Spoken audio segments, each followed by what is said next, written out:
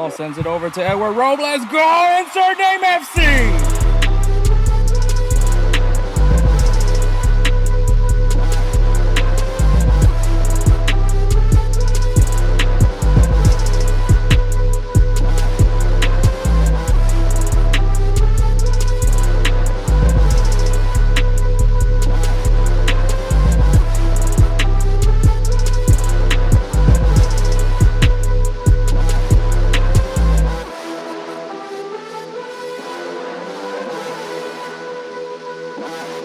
Let's go, InsertName FC! Welcome to InsertName FC, a member of the BellyUpSports Media Network. You can find us on all things podcasting, Pandora, Apple, Spotify, you name it, we're probably on there. Also, you can find us on GolzTV, GOLZ.TV.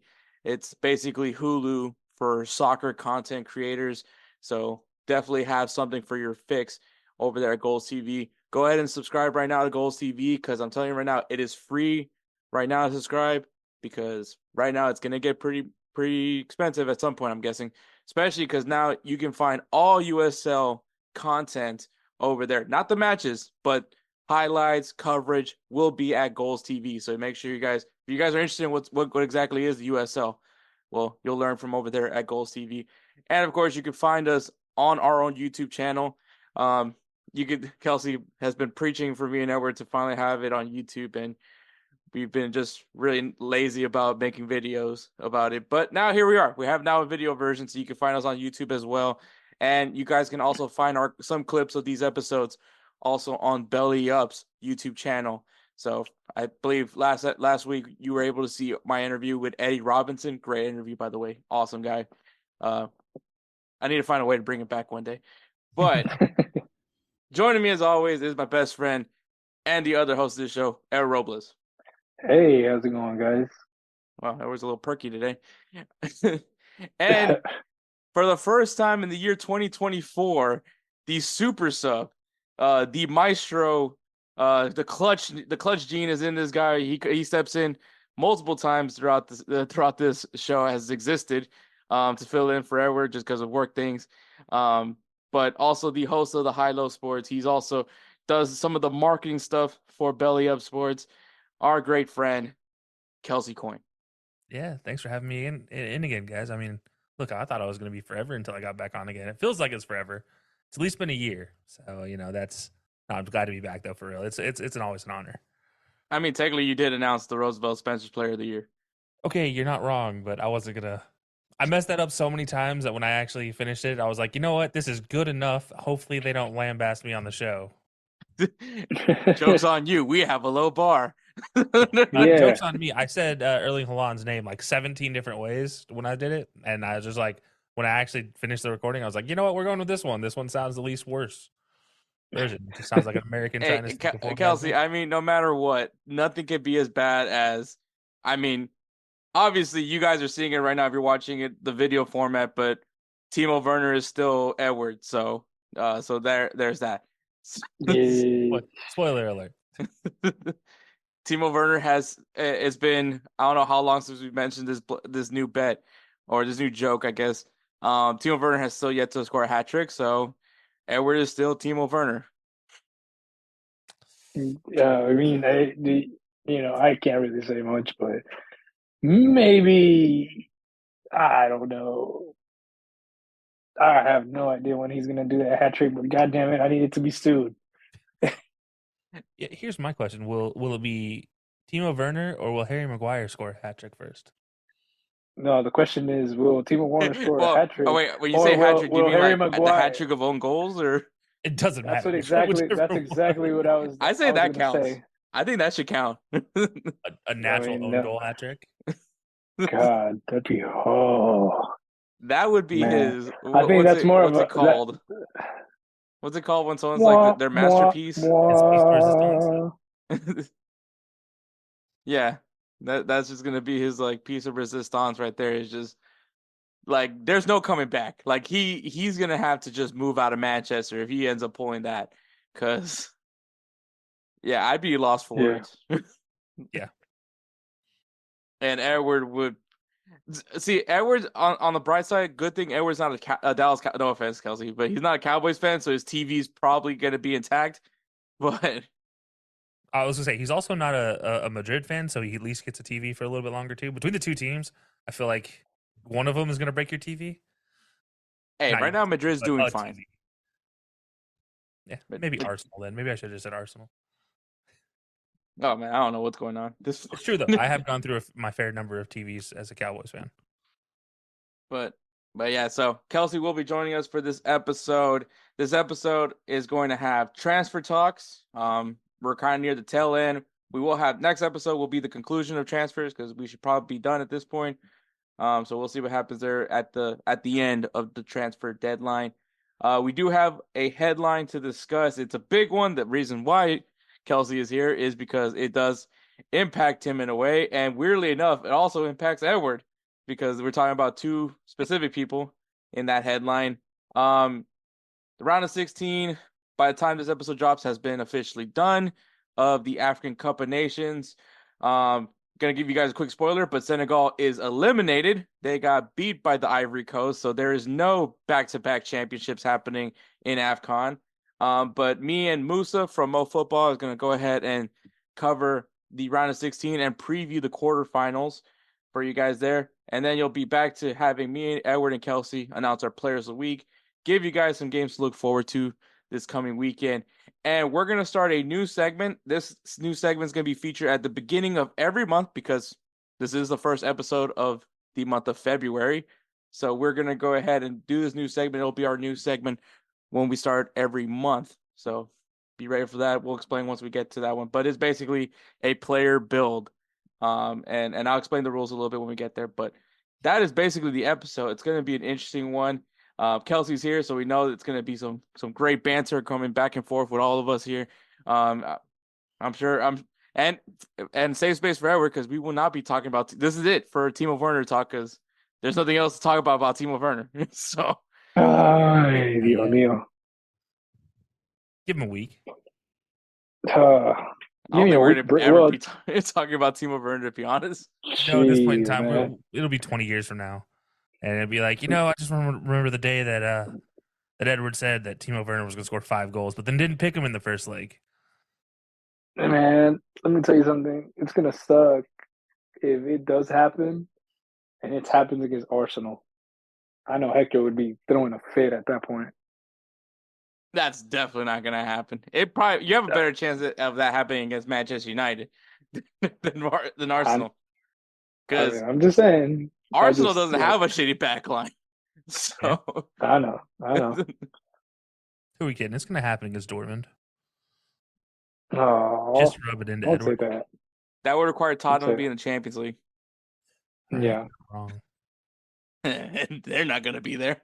So they suck. Hector's happy about that.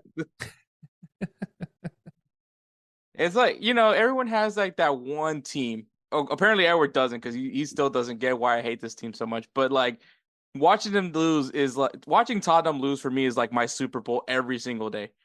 And so like, and it's funny because it's like I'm like in this rough spot whenever I see like Liverpool or Manchester City take on Tottenham, and it's like in hindsight I probably should want Tottenham to beat those teams, but in all actuality I can't stand the thought of seeing Tottenham win, so I'd rather Liverpool win.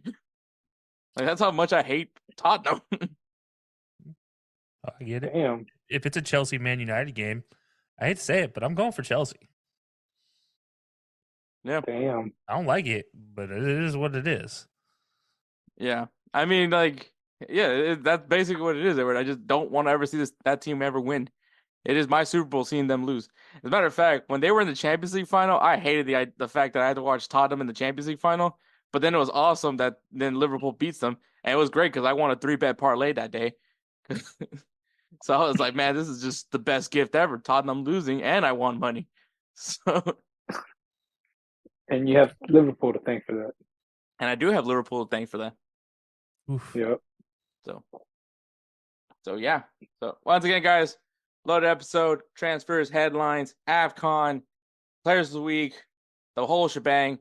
So we'll go ahead and take a break, and then we'll get right to it with transfers. Are you ready to elevate your sports betting experience? Look no further than DraftKings Sportsbook.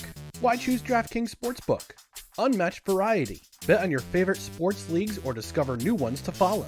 Live betting. Test your instincts and feel the adrenaline as you bet in real time while the game unfolds. Promotions and boosted odds. DraftKings keeps the excitement going with a range of promotions, odds boosts, and special offers. And a user-friendly interface. Whether you're a seasoned bettor or new to the game, DraftKings' intuitive platform makes placing bets a breeze. Ready to dive in? BellyUpSports has partnered with DraftKings Sportsbook to give you an exclusive offer. Sign up at dkng.co/BellyUp150 and new customers will get $200 in bonus bets instantly when they bet $5 or more. Don't miss out on this opportunity to take your love for sports to the next level. Sign up today and let the games begin. Please gamble responsibly. 21 years or older. Eligibility restrictions apply. See website for details. All right, guys, we're back. Make sure you guys follow InsertName FC on all things social media, Instagram, the X, at InsertName FC. You can also find us on TikTok at insert.name.fc. We post a lot of reels. Actually, not anymore. I'll probably do like 2 reels a week because I need to sleep at some point. But I've been getting pretty. I think it's because I'm also getting really good at making reels that I'm kind of like I kind of keep wanting to making more. But I need to tone it down. But yeah, so if you guys want to see some of like clips from the episodes, well, you can check out us on Instagram, the X, and on TikTok. So you can see all that stuff right there. But all right, guys, transfers. So next week that will be the end of transfer deadline. Transfer deadline will be concluded by the time this episode drops, but we'll recap the conclusion of the transfer window at next week's episode. But the first one, so this was never confirmed, but we all knew that this was happening. Me and Edward maybe went a little premature, especially when we were talking about K-Cal. But it's official now. Chicharito Hernandez is going back to Chivas de Guadalajara, the club where he started, the club where Sir Alex Ferguson discovered him. He is back home. You guys saw, speaking of my addiction to reels and TikTok videos, I actually made a whole dedication video to Chicharito because I'll be honest with you, Chicharito was a very fun player to watch. Also, once again, proof that I don't hate Mexican players. So, but yeah, Chicharito back in Chivas. You don't hate him, or you just don't hate this one? Okay, wow, that sounded really bad. Well, I mean, he doesn't hate. He's not like those others. He doesn't hate. He doesn't hate Andres Guardado. You know, he doesn't hate Andres Guardado. I feel like the generation from prior to current generation Mexico players, you're okay with. But I'm friends with a Mexican player. I have Mexican player friends. Well, I was gonna say that's why I said like kind of the current, like previous generations, like Hector Herrera, Andres Guardado, that era, not necessarily current, but. I mean, would you consider this current Mexican team is not very good? Would you consider Chicharito current? That's the question. No, he's part of the old guard. He hasn't been called up. He hasn't been called up since like. But he also doesn't hate Raúl Jiménez, and he's current. Yeah, he's not getting called up anytime soon again. He's done. Yeah. But I mean, we're like, it's like a weird thing. It's a catch-22 with me because I really like Raúl Jiménez. Actually, I rate Raúl Jiménez more than Chicharito, but yeah, because it was Chicharito, it's hard not to like put him over Raúl Jiménez. I would argue that, especially kind of unfortunately the tail end of Raúl Jiménez's career with the injuries and everything, this guy would have been one of the best strikers for Mexico in their history. He would have surpassed the goal numbers that Chicharito accomplished, but Chicharito was always going to be the starter. Yeah. So we learned that. And yeah, I mean, as far as like the current guys, Santi Jimenez is one that I like watching. I like Marcelo Ruiz. He's pretty good. Hasn't really got called up yet for Mexico. I think he played like one match, but it was one of those like, this is the C team of Mexico. But he's pretty good. Yeah, as far as like the current, I mean, Alexi Vega, like the thing is, I used to like Alexi Vega, but like he just doesn't do things to like help his case, if that makes any sense. Like it's just weird. Like I really want, it's like I want to like him, but then I'm like, dude, Like, what are you doing? I used to like Luis Romo, but then I kind of realized like he's not he's kind of mid. So Yeah, no, I mean, look, I think it's more down to for me as particular. I don't hate any of the Mexico players. Even like outside of Rafa Marquez, I don't really hate any of them. I don't even hate Rafa Marquez. I highly disliked whenever he played the U.S. Period. But I don't hate the guy. He was great. He was great at his position, which is all you needed to do. But yeah, I think like, as long as they're not still currently playing America, I don't care. Like at the end of the day, like I'm not gonna go out and being like, "Oh, you're a Mexican player. I don't like you." Like, no, that's not true. I mean, hey, I don't mind Chicharito as long as he, stops scoring with his butt and actually scores with his foot for once. What about his face? Bro, I mean, honestly, that's just too funny though. Like, he can keep scoring with his face that way. That was hilarious. We give a lot of shit to this one guy, and that's Yazi Zardes, but he scores Chicharito goals. Like he does. I give him the same amount of stick I give Chicharito every single time. Like those guys are just hand in hand. Like that's literally the meme from the Predator where Arnold Schwarzenegger like dabs up that one guy. Yeah. Like that's Chicharito and Yazi's artist right there. It is though. I mean, it's it takes a certain level of talent to be in the right place at the right time. It just takes a certain instinct. Unfortunately, it takes equal amount of talent to finish properly. And then let's just say when it comes to positioning, they're great, but when it comes to actually like putting their foot on the ball, there's some skills that need to be desired. Yeah, and that's where you put your face. Well, for Jossie, or your thigh, like, or your ass, or your dick. Like I'm pretty damn sure somebody scored with their crotch one time when they just kind of shoved themselves forward and they couldn't reach with their foot.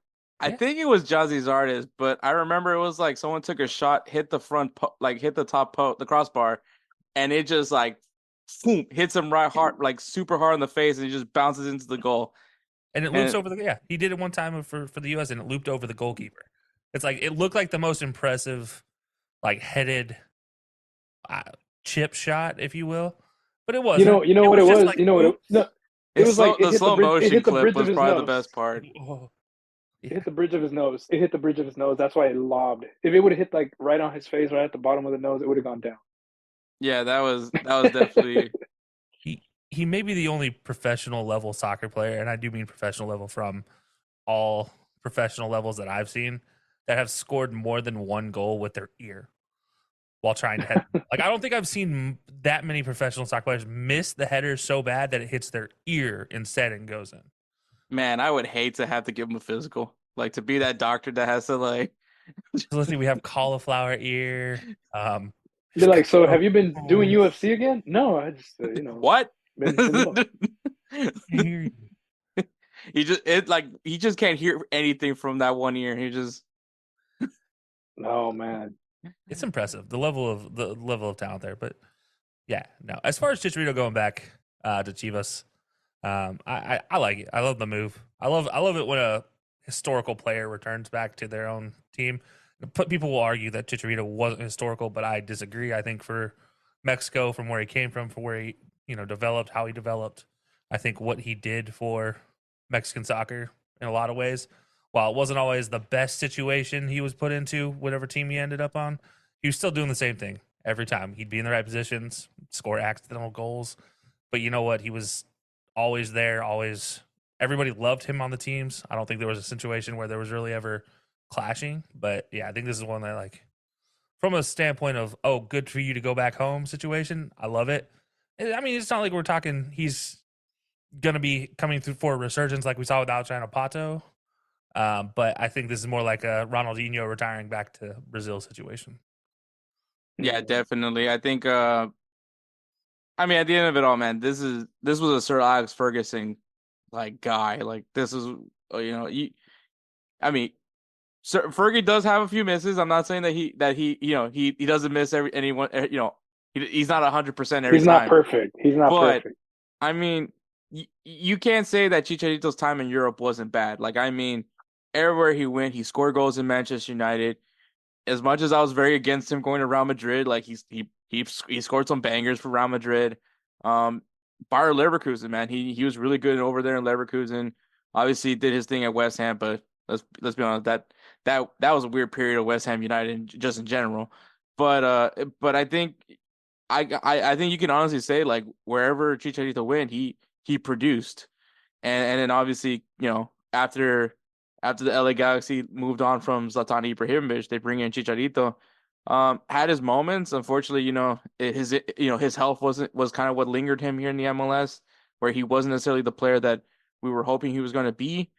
But no, I think this is the perfect way to end his career. Is just going back to Chivas. We already saw the welcoming that they did for him in the last game. Very emotional, and also has a really great Twitch channel. If you guys haven't seen that, check that out because dude's a gamer too. By the way, it's actually pretty fun to watch. It's one of those things I wish I understood Spanish more.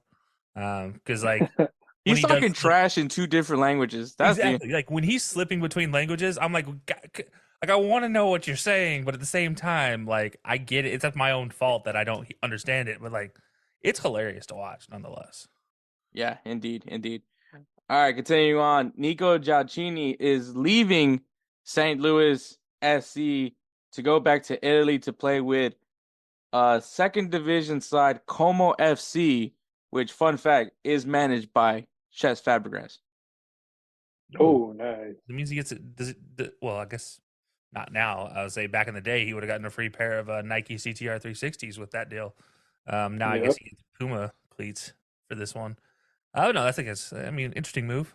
Going back to Italy, kind of the same thing. Like, hey, go back to your hometown. I think he could have stayed in St. Louis a little bit longer, but moving while you're hot is a important thing, especially from the MLS. A lot of European players might feel they get potentially stuck in the MLS. But yeah, I think also for Nico, for his situation, is just I don't think he's gonna get that call up anymore from the U.S. men's national team. There's just too many guys in his position right now. And then it also depends what position you think he is. Like, is he a winger or is he a striker? I think Berhalter views him more as a striker. And I mean, you're not gonna compete with Pepe and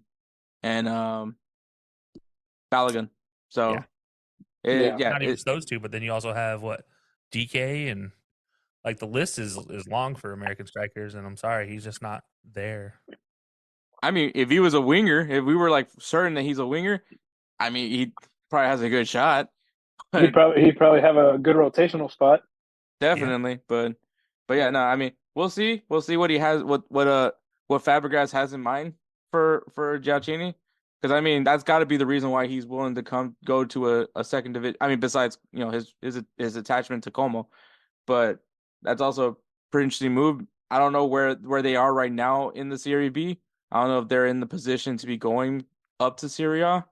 Maybe that's a team to be following come next year. But so it's interesting to see that for Giacchini or Giacchini. I don't know how to pronounce Italian names. You're right the second time, Giacchini. Oh, Giacchini. Yeah, it's usually double C's as a K sound. Okay. At least Italian wise. Everything else. But yeah, so there's that. Yeah, well, so they are 4th in Serie B. So they're in the thick of things, but they're not. But they're behind Parma, Cremonese, Venezia, and then it's Como. Okay, so they're in a position. I believe that's a playoffs. Because the 3rd place, I think that's playoff, right? That sounds about right. Yeah. All right, so it doesn't tell me on the Google search. Okay, so they're in a play-in opportunity at least. But yeah, so we'll see what happens there. Nicholas Fryer is joining Inter Miami on a loan. Can't tell you much about that guy, but this is kind of what the reality is with Inter Miami, that they're not going to be able to buy everybody. So they're going to have to resort to doing kind of loan moves, maybe take advantage of that U22 initiative program.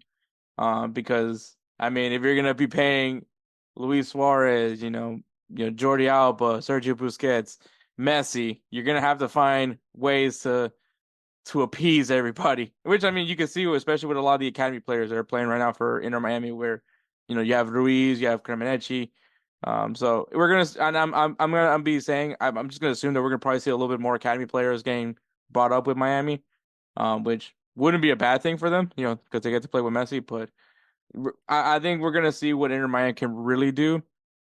The thing that's more intriguing to me, not so much getting these players, is just how do they mix this all together? Because you still have a salary cap, you still have only 4 DP or 3 DPs and 3 DPs optional if you trade for it.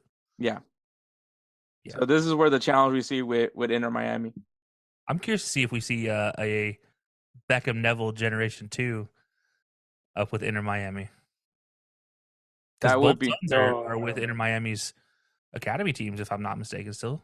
No, so Neville's son. Did he go back to England? No, he's in Portland now. Oh, he's in Portland. He got a trial. He's got a trial with Portland now. So because that's not nepotism in any way. Yeah, that's not awkward at all. Like, hey, your dad just happens to be one of the coaches or one of the development guys for Inter Miami, but let's not go and play there. Right. Let's go across the country to something that is not like Miami at all. Yeah. All right, Kieran Trippier. Homeboy's gonna miss. Oh, no, go ahead. I was gonna say Homeboy's gonna miss the beaches. I'm gonna tell you that. I guess Portland, the Pacific Northwest, is closer to what it's like in England. I mean, it's kind of rainy every day, a lot of trees. Maybe not so much on the hips. Well, no, there's probably hipsters in there are too many hipsters. And I love Portland. Let me be very clear. Voodoo Donuts is one of my favorite places to go, but it is hipsters is a very good. Man, this sounds like Austin, especially when you just drop Voodoo. Especially when you just drop Voodoo Donuts. I mean, yeah, bro, it pretty much is. Next thing you know, we find out there's a Velvet Taco also in Portland. I don't know about Velvet Taco, but there is some delicious street tacos up there. Oh man, that's a good one. Kieran Trippier. So I was under the impression, and I mean, I did do the update after me and Edward just did our whole shpick on him going to Bayern Munich. Turns out that's not happening. Newcastle stayed firm. They did not terminate his contract, and Bayern. I guess once they saw that Bayern Munich was interested in bringing in Trippier, they're like, whoa, we didn't terminate the contract. Give us a transfer fee. And I guess they couldn't agree on a fee. So now Bayern Munich does not have Kieran Trippier, and Trippier is apparently now loyal to Newcastle United again. So... I mean, look, money talks. Money talks, and I'm pretty damn sure Newcastle with those owners, they got the money to be like, hey, look, don't go. Hey, you see our owner? You see that giant oil pit behind his house? Guess what? There's lots of money rolling into Newcastle. Don't worry. Well, it may not come through your contract, but you might get some added benefits. Maybe you'll get a Qatari Airlines contract. What's FFP? What is that? What's this? You magically had a random bank account in the Swiss Alps that just popped out of nowhere with $40 million in it? Well, that's crazy. Just don't report it. Yeah. What?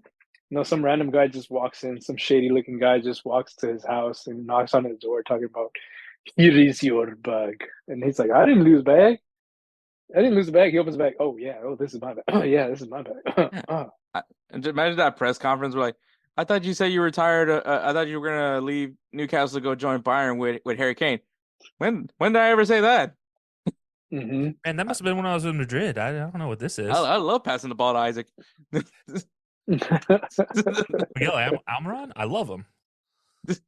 Those guys are my brothers. Don't you know I'm a tune? That's really. I'm all about the tune. Yeah. Oh my god! I wasn't gonna attempt the accent. I'm glad you did. That was I mean, that's literally like the dumbest line I ever saw from Goal. There's actually a few dumb lines, but that was definitely up there, which is like, "Welcome to the tune." You just see there's all of Goal 3, which is all of the dumb lines you could ever want. Yeah, I just want to forget that movie existed. I don't think I've ever even watched Goal 3. Now that I think about it, I only watched Goal 1 and Goal 2. Wait, so me and Kelcey over here had to actually sit down and watch Goal 3. And you joke with us about Goal 3, and only to find out that you've never watched Goal 3. It's been 2 years. I don't remember. I was joking about this. What is it? What is the episode about? The episode. I'm sorry, movie. It might as well should have been a 30-minute long episode. You would have gotten a better content. maybe it should have been a Netflix miniseries. Maybe then. No, Maybe it was then it would have definitely been more better. of a this is a Disney home movie direct to VHS type. No, this is a Tubi. This Oh is Tubi. God! It should have been on Oh Tubi. Yeah, God! those are the direct to VHS guys. This is you Those know are what? No, this is the old freebie. freeform, Oh, God, random middle of the freeform. year release of movies. This Well, isn't even like a regular okay. Disney. The last thing I remember is maybe because I've recently watched Goal 1 and Goal 2, so I remember those. I cannot remember Goal It's the World 3. I Cup. don't even know. The 2006 World Cup. Oh man, maybe yeah. And it has nothing to do with Santi. Yeah, that's the worst part. Santi's in there for like a bit. and then he gone. He plays the Ronaldo role. I'm here for 5 minutes, but I'm not going to be here for the whole game. Nah, maybe I don't know. Maybe the actor had better things to do. Maybe he was tired of being Santi. No, I just don't think they knew what they were doing with this movie. They were just trying to use the World Cup. Yeah.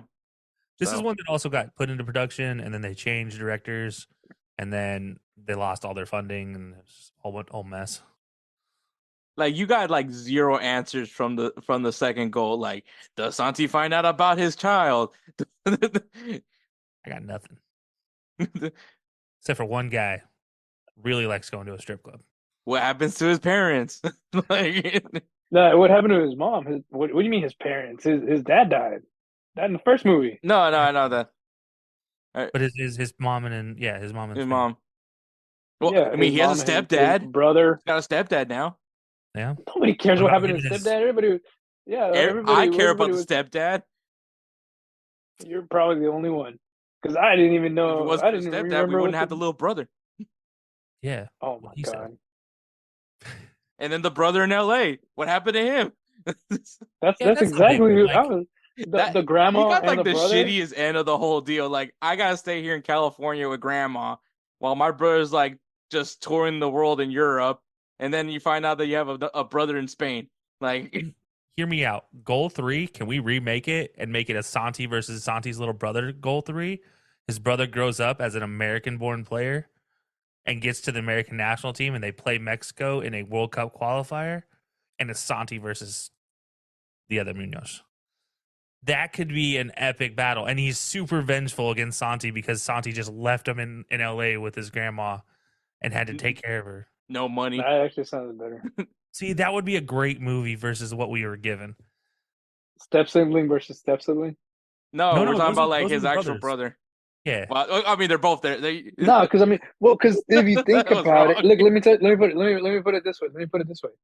If you think about it, his little brother and his other little brother, basically, they're about the same age. If his half brother ends up playing professional soccer, that means he's like either 16 and Santi's at this point like he's got to retire. What is this, like Rocky 5? Yeah. His stepbrother would have been. I didn't hear no bell.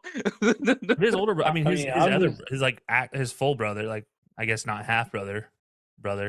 He would have been. I mean, he'd been 21, 22.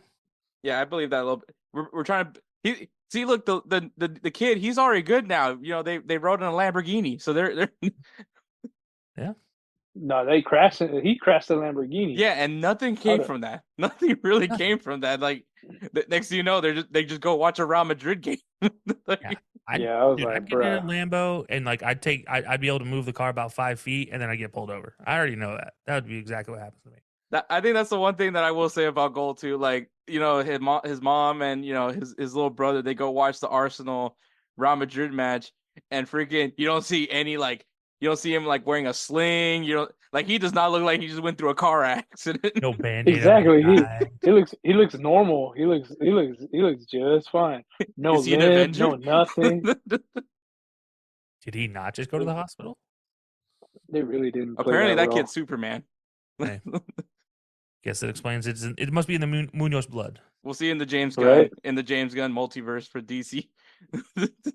Well, you know, what happens is, I mean, they're all superpowered human beings, but apparently asthma is their only weakness. Yeah, I actually like that idea. As a kid who suffered, like when I was younger, I suffered through asthma as a kid, so I love that idea as a superhero with asthma. That's a great idea. That's gotta Could you suck. imagine like the Flash with asthma? He's having to like God. stop this plane from crashing. Dude, He's just think got about asthma this. attack. Look, Hey, hang on Flash for with just a second. look, hold on, hang on. No.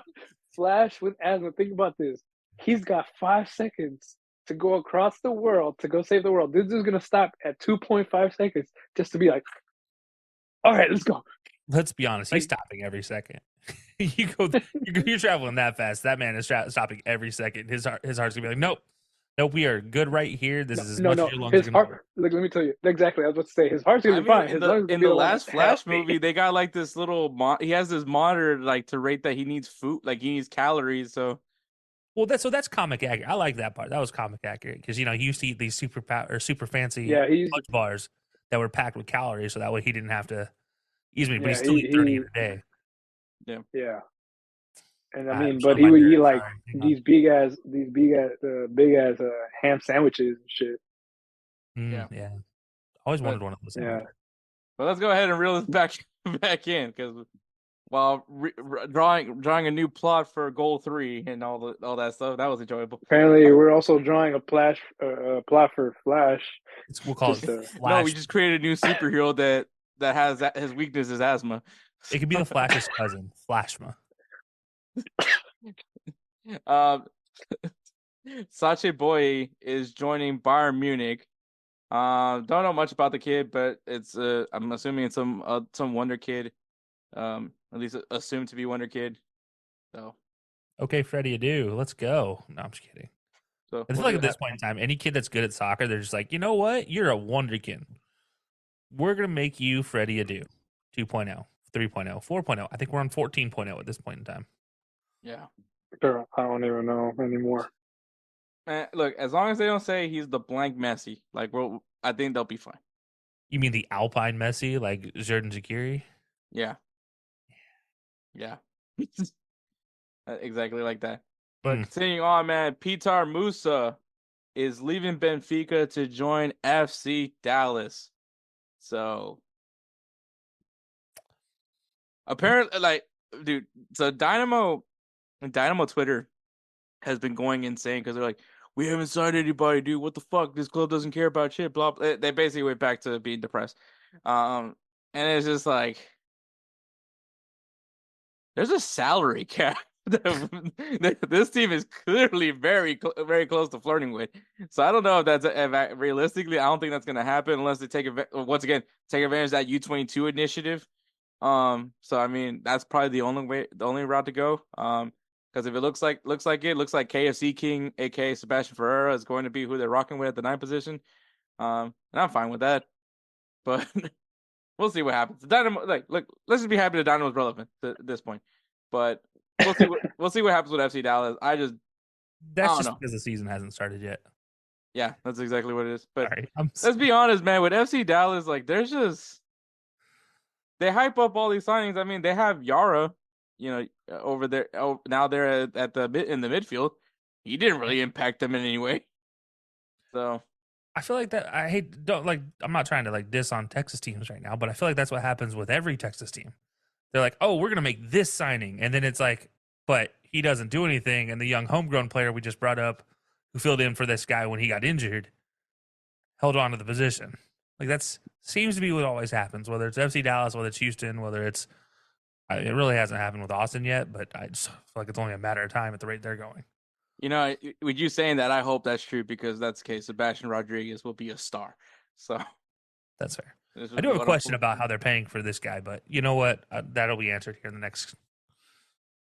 Well, let's be honest, man. Most of the guys that FC Dallas really has, they're mostly academy guys, or from the MLS Next Pro team. So, like, they don't really spend money. So that's fair. Between Yara, Moussa, and then I'm sure the next guy we're going to talk about here, I mean, those 3 guys are filling up 3/4 of their cap. Exactly. So I'm actually going to have one more signing before we get to that one, Kelcey. And it is guy we're going to talk about. Ivan Rakitic is leaving that dumpster fire Sevilla and going to the Saudi League to play for Al Shabab. Did he not learn anything from the mass exodus that just happened? Apparently, I guess like Sevilla's that bad. So, I mean, heck, Sergio Ramos is testing a music career. So, I mean, he was one not Real Madrid contract away from that happening throughout his entire Real Madrid contract. I will say that song's kind of a banger. Just gonna point that out. Kind of a banger. I don't know. Is I. It's the auto tune. Athlete rapping, except for he was just a little bit better. It's just a salsa song.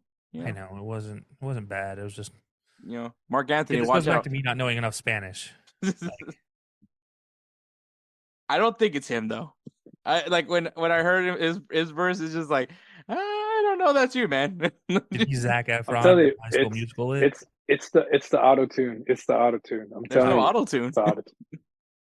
I'm okay. I'm pretty sure they did something to his voice. It wasn't AI. AI. Sergio Ramos, but better. Sergio Ramos's looks with better voice. Bro, I would be surprised if like he shows up in that show. It's in Univision, like La Máscara. It's like The Mask, the same thing as like the Masked Singer, the Mexican Masked Mag Singer. You just want to say the Mexican Mag Singer? I don't know why you had to. ¿Quién es La Máscara? No, it just says, yeah, that's New Zealand. That's the name of it. It's like, who is the mask? Like literally, that's what the words mean. Yeah, but here in America, it's the Masked Singer with Ken Jeong. Oh, it is my guilty pleasure show, actually. So it is. And just Nick Cannon, he's got to pay for that child support, man. He's got to host all this stuff, so he's everywhere. Wilder now ain't paying enough. Neither is America's Got Talent. Well, I guess he's not. He lost it because Terry Crews now does it. Shout out Terry Crews. Hell, he finds stuff. Yeah. He's got that alimony from Mariah Carey. All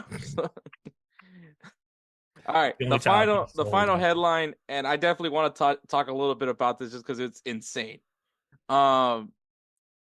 Jesus Ferreira was set to join Spartak Moscow for I guess for FC Dallas a record $13 million.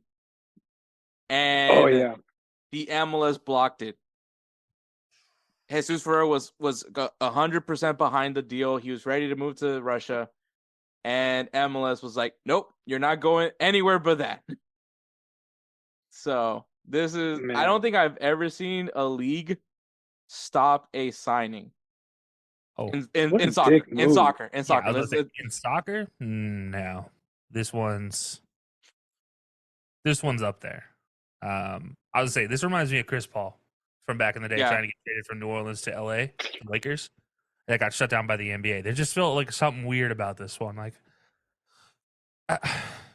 maybe it's. So what you're saying is the American. Thanks for reminding me about that bullshit trade block that the NBA did, because I was okay with it because it mean my Kings could at least not completely give up on every season for the eternity. It was okay. What would have been Kobe and Chris Paul? Damn it! This is wild. Honestly, I like a big thing about sports. I think this is the thing we all love about sports is it's non-political in a lot of ways. Like, yes, there are things that should be said and things that like things happening in the world that need to be talked about. Absolutely agree with that. In this situation, though, it's not like we're talking about human rights issues. We're talking about a Russia embargo on like American embargoing Russia type of situation. And it's like, oh, well, you are getting traded. So technically you're a, export in a lot of ways and $13 million export. Like, so we're going to ban that trade. And not just that, but the MLS also showing that they're, the single power in all transfers in and out of the MLS, which is terrifying if you're a young player. I think, I don't know, this is wild, man. I never thought I'd see this situation happen in the MLS. Do you think it has to do with the fact that it's Russia that he was going to? 100%. Yeah. Oh, yeah. The reason delivered to the club and player was that there are risks for American business entities doing business with Russian entities. That was the reasoning given. Yeah, it's wild. Yeah. But like, man, I get it. I mean, the whole reason Russia got banned from the World Cup or from World Cup qualifying. I mean, I imagine they'll also get banned from the Olympics this year as well.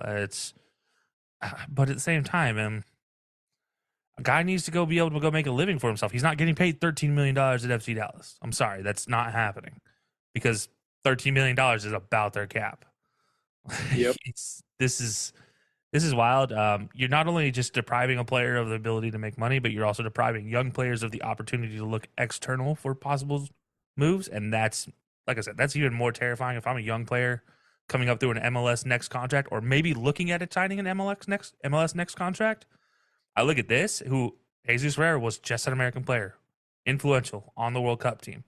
His play dictated how the U.S. played in a lot of times, a lot of games. And he's not allowed to transfer out of the MLS. What hope do I have to transfer out of the MLS going forward? Like, that's a crazy thought. And yeah, the MLS just might have shot themselves in the foot here on this one. This is wild. Yeah, this reminds me of I believe his name is Luis Chavez. He was a Mexican midfielder. He was also looking to make a move to Russia as well. I forgot what the club was that he ended up moving to, but he ended up terminating his contract with his team that he was with in Liga MX to make the move. And I mean, the honest reality is, and I think Liga MX also does something kind of like this similar, which is kind of block moves for players to go to Europe, not specifically Russia, but just Europe in general. You know, they really like keep a lot of their players in the league. And I think for a lot of these players, they know if they want to elevate their game, they have to go to Europe and just take any opportunity that's given to them, which is what we saw what Chavez ended up doing, which was going to Russia. And I mean, you know, I think the benefits of going to Europe, you don't necessarily have to go to like the big five of Europe. Like, you can go to the Eredivisie, you can go play in the Turkish league, you can go play in some sort of European place, because you're gonna get looks. It's easier for scouts to go to another country in Europe to watch them play than get what they need film on this player than getting it from America. And so, you know, for Jesus Ferreira, I mean, like we mentioned earlier, the striker battle that's going on for the U.S. men's national team, you know, even though, and I'm sure there's still people that defend him. I'm one of those people that don't. I think he's a little bit overrated. The was it the Pirate of the Caribbean? Is what they call him, because all he does is score goals on Caribbean teams. Hey, that's CONCACAF right there. But anybody? But I mean, like, so I don't fault him for it, because I mean, he wants to go in, and I mean, I think he's done all that he can do at MLS. Yeah. Like, I mean, you know, he's an American that's DP. So, like, I mean, you know, only 23. Yeah. So, I mean, he's done all that he needs. He got all that he could get from the MLS. Now it's time for him to go test out Europe, and maybe it's not like he's going to spend his whole career in Moscow, but the plan is, but that's who's giving him a shot. And I mean, I'm sure he's going to take that shot and try to hope that he can get another opportunity. Like, not everybody's going to get a move to Bundesliga. Not everybody's going to get a move to the Serie A.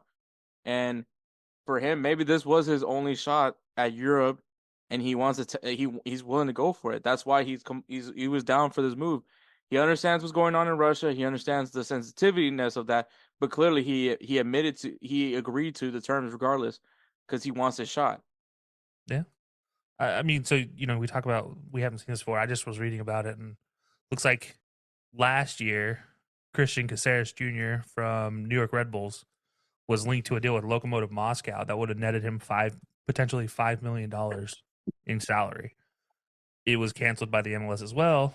Eventually, he was transferred to Toulouse in France, and that deal, if he reaches all of his performance bonuses, is only worth about $1 million. So you're talking about he lost 80% of his earning potential from the league stepping into this. This was just, again, yeah, I get it. Like, I get the geopolitical ramifications of this whole situation. Something I talk about in my day job regularly. Like, I deal with this type of conversations regularly. But we all love sports for the lack of politics in it. Like, for the ability for players to just play, for the ability that unless we're talking a World Cup, nationalities don't necessarily matter. The universal language of football or soccer is the ball. At the end of the day, this is this goes outside of that, and it's crazy to think about that. And even taking it beyond that, I mean, look at the MLS. $13 million would have been one of the top 10 outbound deals in the MLS history. It wouldn't have been as much as Ricardo Pepi went for, but it still would have been a top 10 deal for any player leaving MLS to go somewhere else. And they also get a cut of that from money. So they're also, they got to pay for Messi somehow, and it's not going to be evidently through Jesus Ferreira's transfer. I just, no. Like, I get it, but at the same time, this is like dumb. Mm-hmm. It's a dumb precedent to set. Yeah, I think before the conflict with Russia and Ukraine happened, if the war with Russia and Ukraine happened, we wouldn't be talking about. And Russia is still Russia. Like, I mean, like, Russia was Russia before. Russia will be Russia after. So I mean, like, there's not obviously the only thing that's really changing is the war with Ukraine, and whatever interests are involved with that conflict. I'm not trying to step in and become political because it's not a political podcast. But like, I mean, we're just talking, and I mean, I get those things, and I mean, none of these Russian teams can play in Champions League. Yeah. But I mean, that just emphasizes how much Jesus Ferreira is willing to make this move. Is he knows he's not getting European competition, but he knows that his best chance at getting himself to that next level, to be thrown in with, like, instead of it just being Pepe and Balogun, to add his name to it, like, this is the move that he needed to do, and MLS is stopping him from it. And yeah, this is not necessarily one that looks good for MLS. Also feels like it's a weird line to walk too. Like, as we're talking about it, I always feel like we're walking on eggshells here, because I'm just waiting. I'm waiting to see in the comments if somebody's going to be like, "Oh, how dare you guys talk about this? You don't understand the political nature of what they're doing. You don't understand the embargo. You don't understand the risk." We get it. We're not saying that we don't understand it. Like, be very clear about that. Like, that is understood. But again, the whole passion, the whole premise of sports is that it's about the sport, not about the politics. This is all exemplified by the UEFA Champions League to begin with. It used to be every other country as the King's Cup minus England. And because England was too good, quote unquote. And then when England decided they would stop being that way, and they got to have one of the greatest competitions on earth, club competitions on earth, with the Champions League. So, it's, again, I'll say it's a dangerous precedent. And I don't feel like we're going down the right road from an MLS standpoint. Through all the successes that the league has had, this is one that I look at and I'm like, maybe we need to look at this again. Yeah. Yeah, exactly that. But all right. Edward, you want to throw anything else into this, or are you ready to move on to the headlines? I mean, honestly, I just feel like it was messed up on MLS's room to just block that deal. And like Kelcey said, hey, they get money off of it too. So it wasn't like, oh, hey, we're not getting anything out of it. And I mean, I could understand it, like you guys were saying, it's like a political kind of view. Of course, it's not like you're trying to give something to Russia, so you're trying to kind of keep yourself like, okay, we got to do this for America, America. And it's I could see it, like I said, I could see it that way as well. But then from Jesus Ferreira's point of view, I'm pretty sure he thinks it's like really fucked up. I'm sure he feels that he got cheated out of something that would have been great for him. Like Hector said, it's a step. It could have been a stepping stone to somewhere else. It doesn't have to be, like he said, it wasn't a Bundesliga team. It wasn't a Serie A team. It wasn't EPL. It wasn't La Liga. Any of the Big Fives.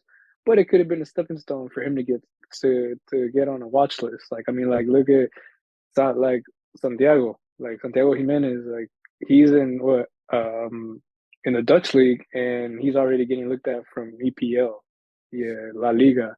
So and that's, like I said, it's a stepping stone. It could have been a stepping stone for Jesus Ferreira, and now it's like, I feel like he's been backtracked. He's been basically sat back down, unless if another league makes an offer for him that it may or may not have been 13 mil, but You know, it's just I feel like it's messed up for what MLS did.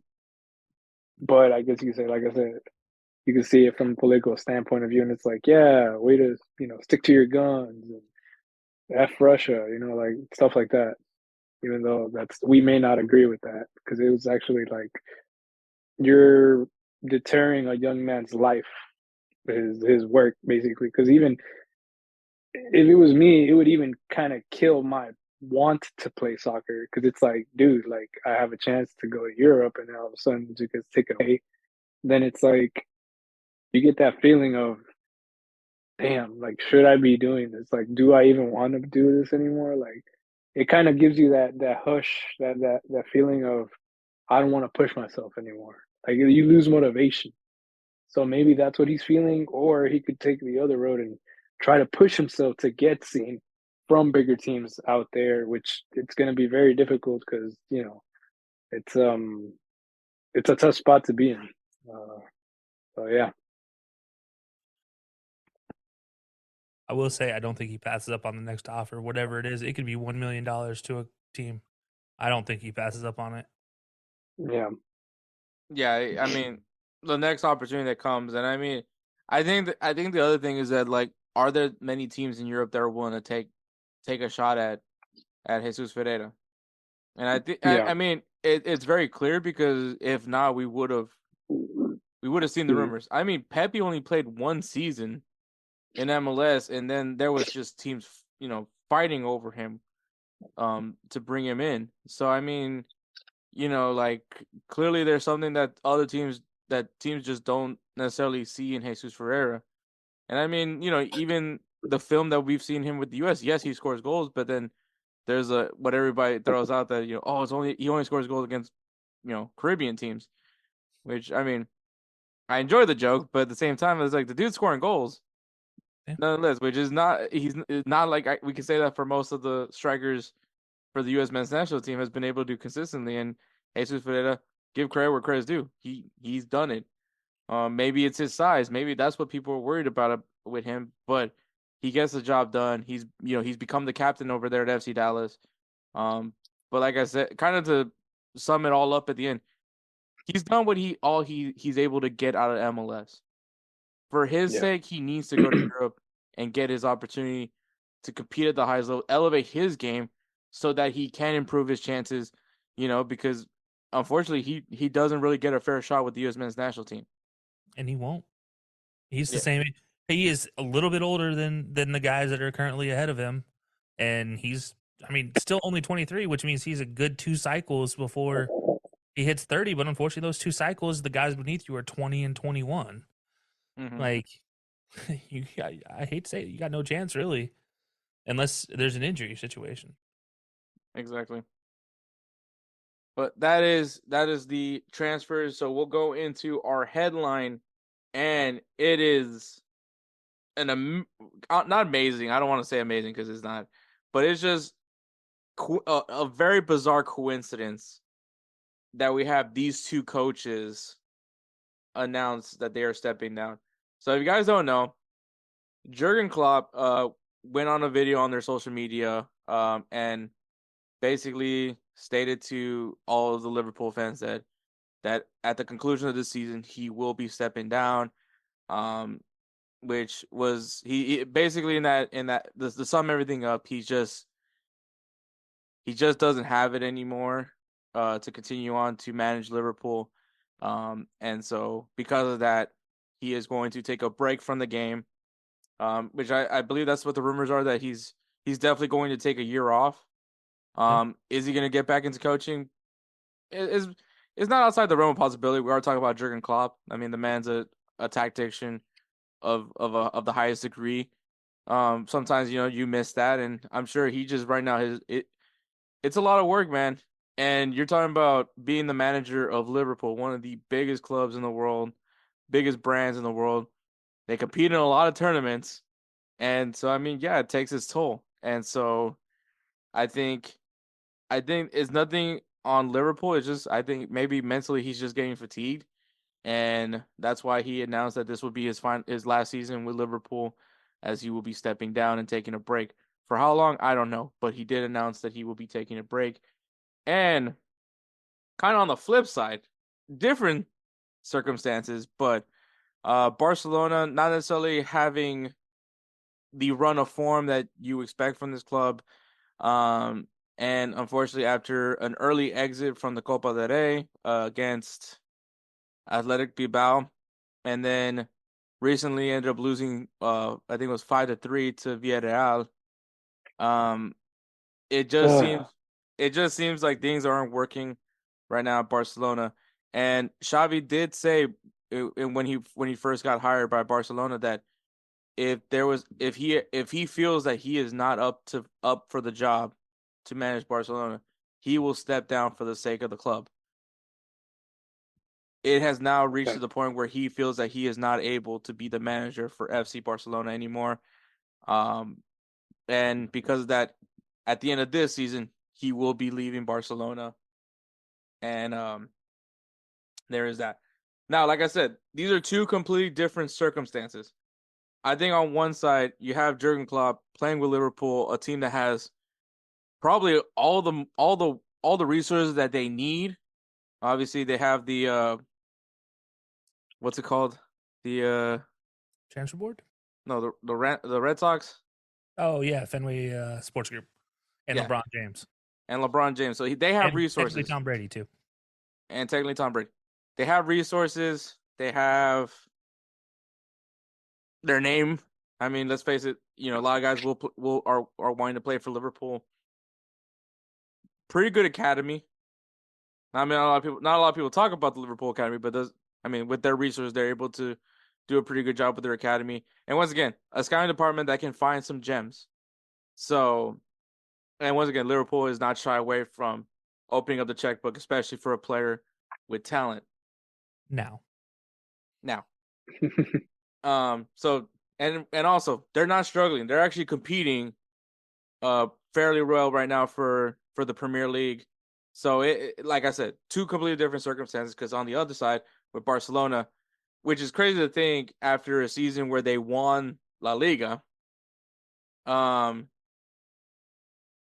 I think what the real reason is, and Edward, I'll let you have your moment after I'm done with this, but it's just the financial situation with Barcelona.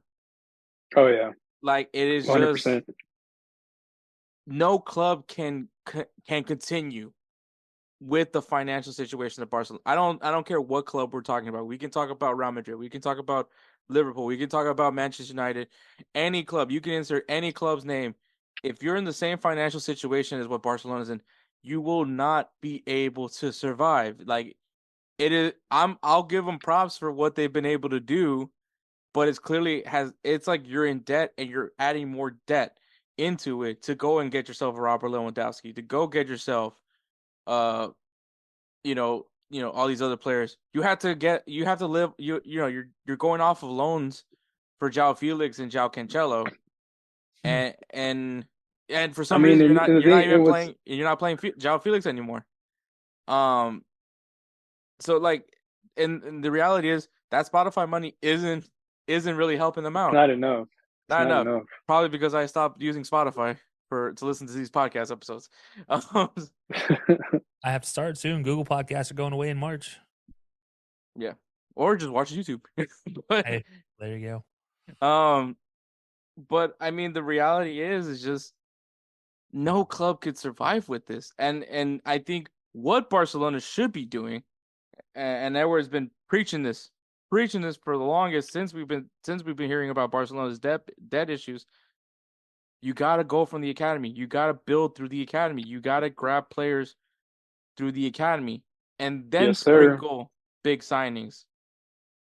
And I think the other harsh reality check is that now the way the game is now, it is a arms race.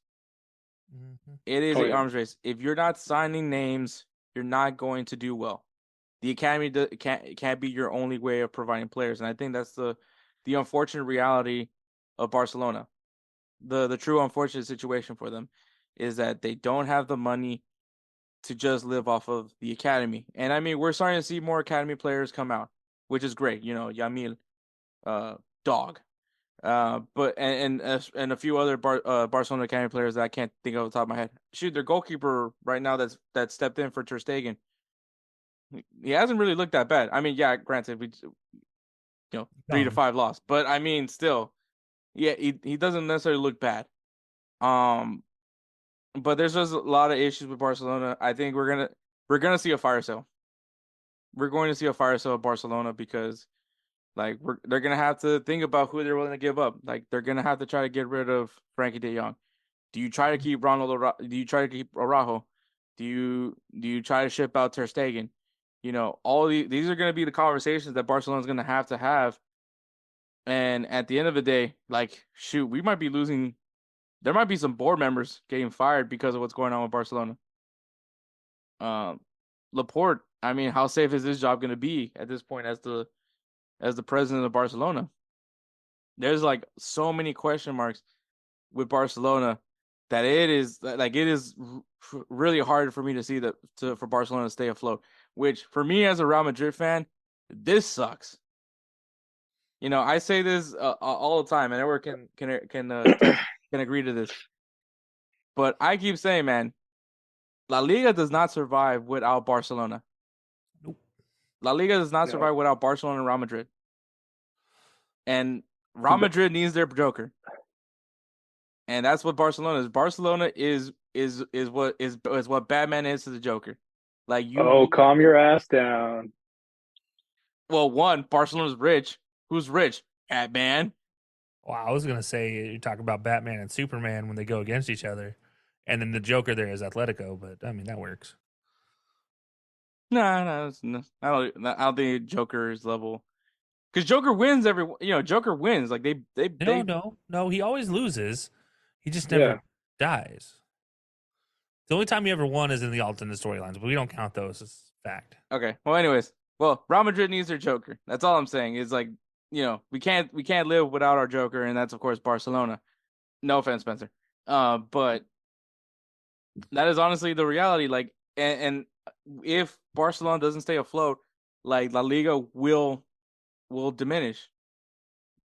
Well, here's the deal.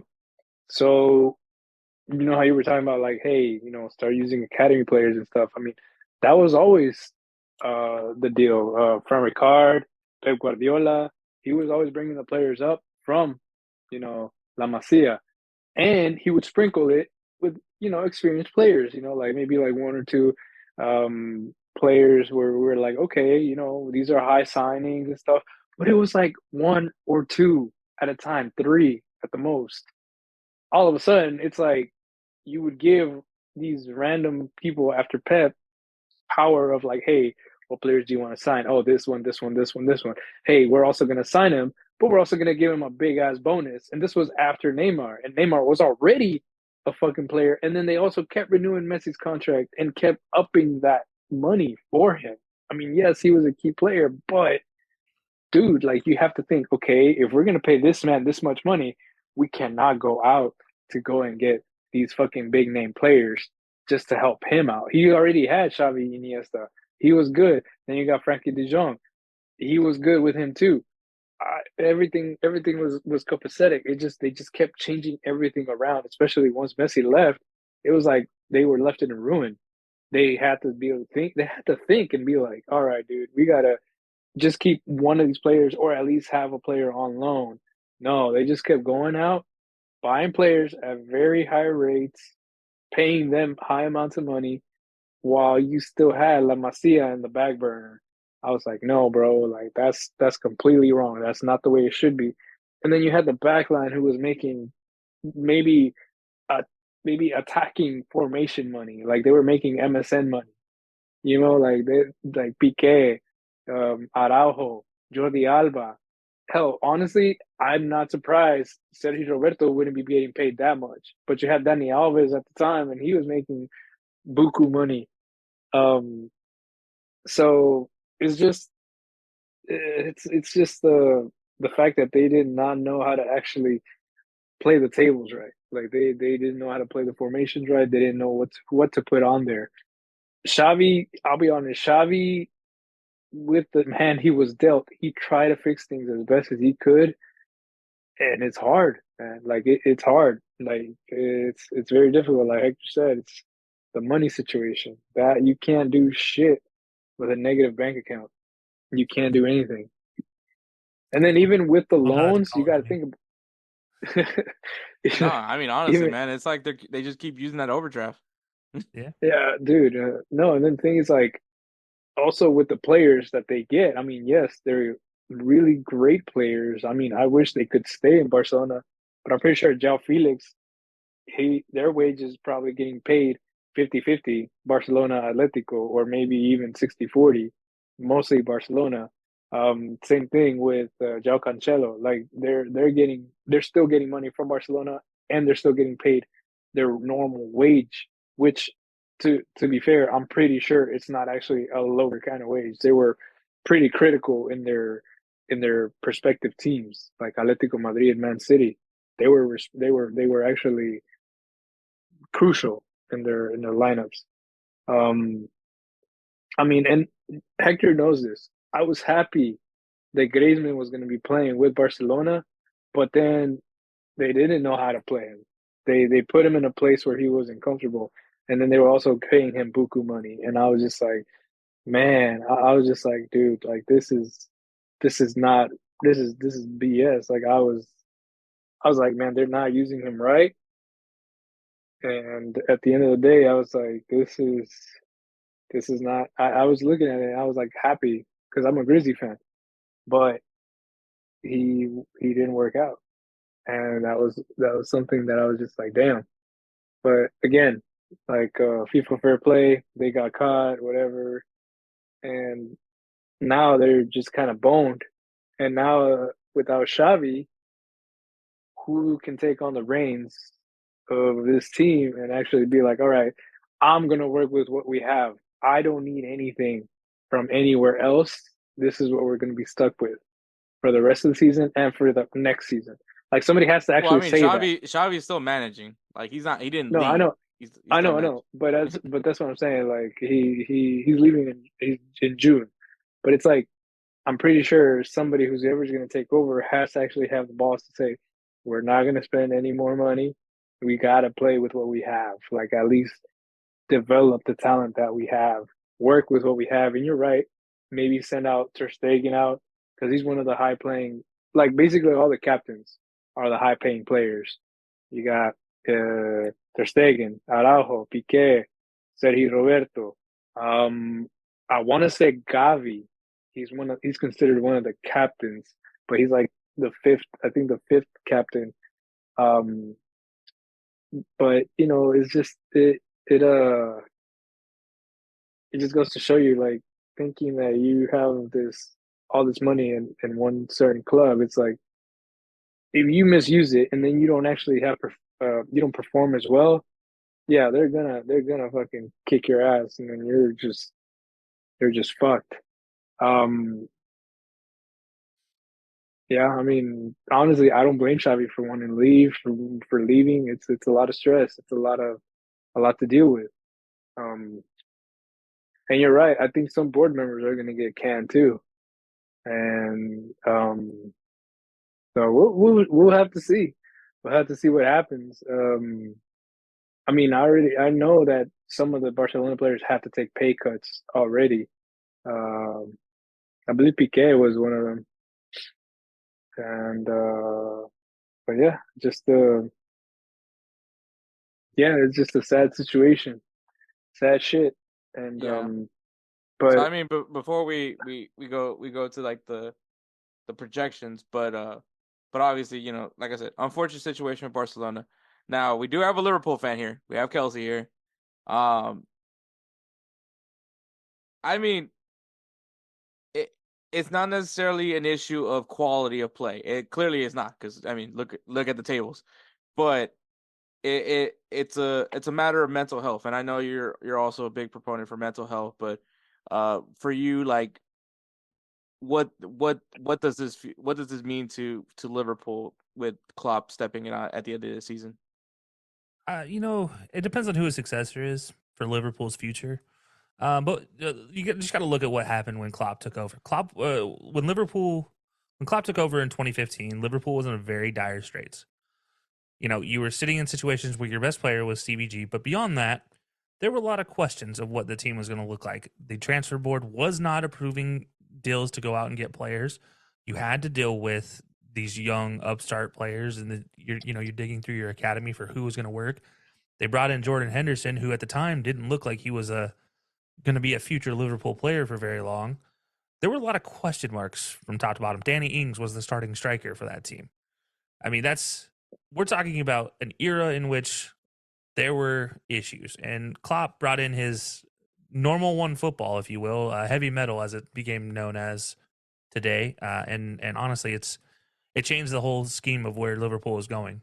They were able to win their first Premier League title since it became the Premier League nearly 20 years prior to it, 23 years prior, which is insane. I mean, to do that, to also lead them to a Champions League title, not just one title, but appearances in the Champions League final, multiple. I mean, it's been a fantastic run from Klopp. So, yeah, it sucks that he's leaving, but I think he's left a blueprint for what can be done with any skill level of player. And I want to, use this as a conversation to Barcelona situation, something Edward kind of hit on. They were always playing players out of position. And you kind of run down the list of guys that were played out of position at Barcelona there. There's a good 7 over the last 7 years since really Pep left. And it's because they were so stuck to a situation. There's been no coach to ever come in and change the environment there. They all just try to keep doing the same thing. Definition of insanity. And then, unfortunately, you need a coach similar to the way Klopp is to make that work. So now for Liverpool, while yes, Klopp laid a blueprint, he laid a blueprint in the ideals and in the general scheme of things, but not in the specific structure. Liverpool played nearly 14 different formations at times during Klopp's time. I mean, granted, I'm talking transitions and formations during a game. So as they're attacking, they slide into a 3-back, things like that. But still, I mean, to be able to pull that out of nowhere is impressive from any standpoint. So yeah, I mean, as far as, he leaves, it happens. But more importantly for Klopp, this is a really unique situation with Klopp. He has spent 6 years, 7 years, and now 8 years by the end of the season.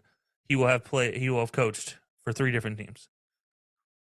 In that time, he has coached over 1,056 games, and he's won 573 of them. He's won over half of his games. So it's not like we're talking about a coach here who just I was bad at times and didn't work. But no, generally throughout his career, been a winning coach. And to fill into those shoes, or whoever steps into those shoes, as it always is at a big club like Liverpool, it's going to be tough for whoever takes those reins.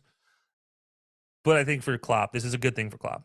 I'm glad he was able to come out there. This is the second time. I mean, this is very similar to how it happened with Dortmund, where you could see it. He talked about it. He's like, yeah, I don't have it. Took a year off, came back, came to Liverpool, turned him around. I wouldn't be surprised to see the same thing here. Takes a year off, realizes he still misses the game, and comes back to the team. But unlike most coaches, while they're standing on the sideline, they're pretty stoic. I think Jurgen Klopp moves just as much as most of his players do.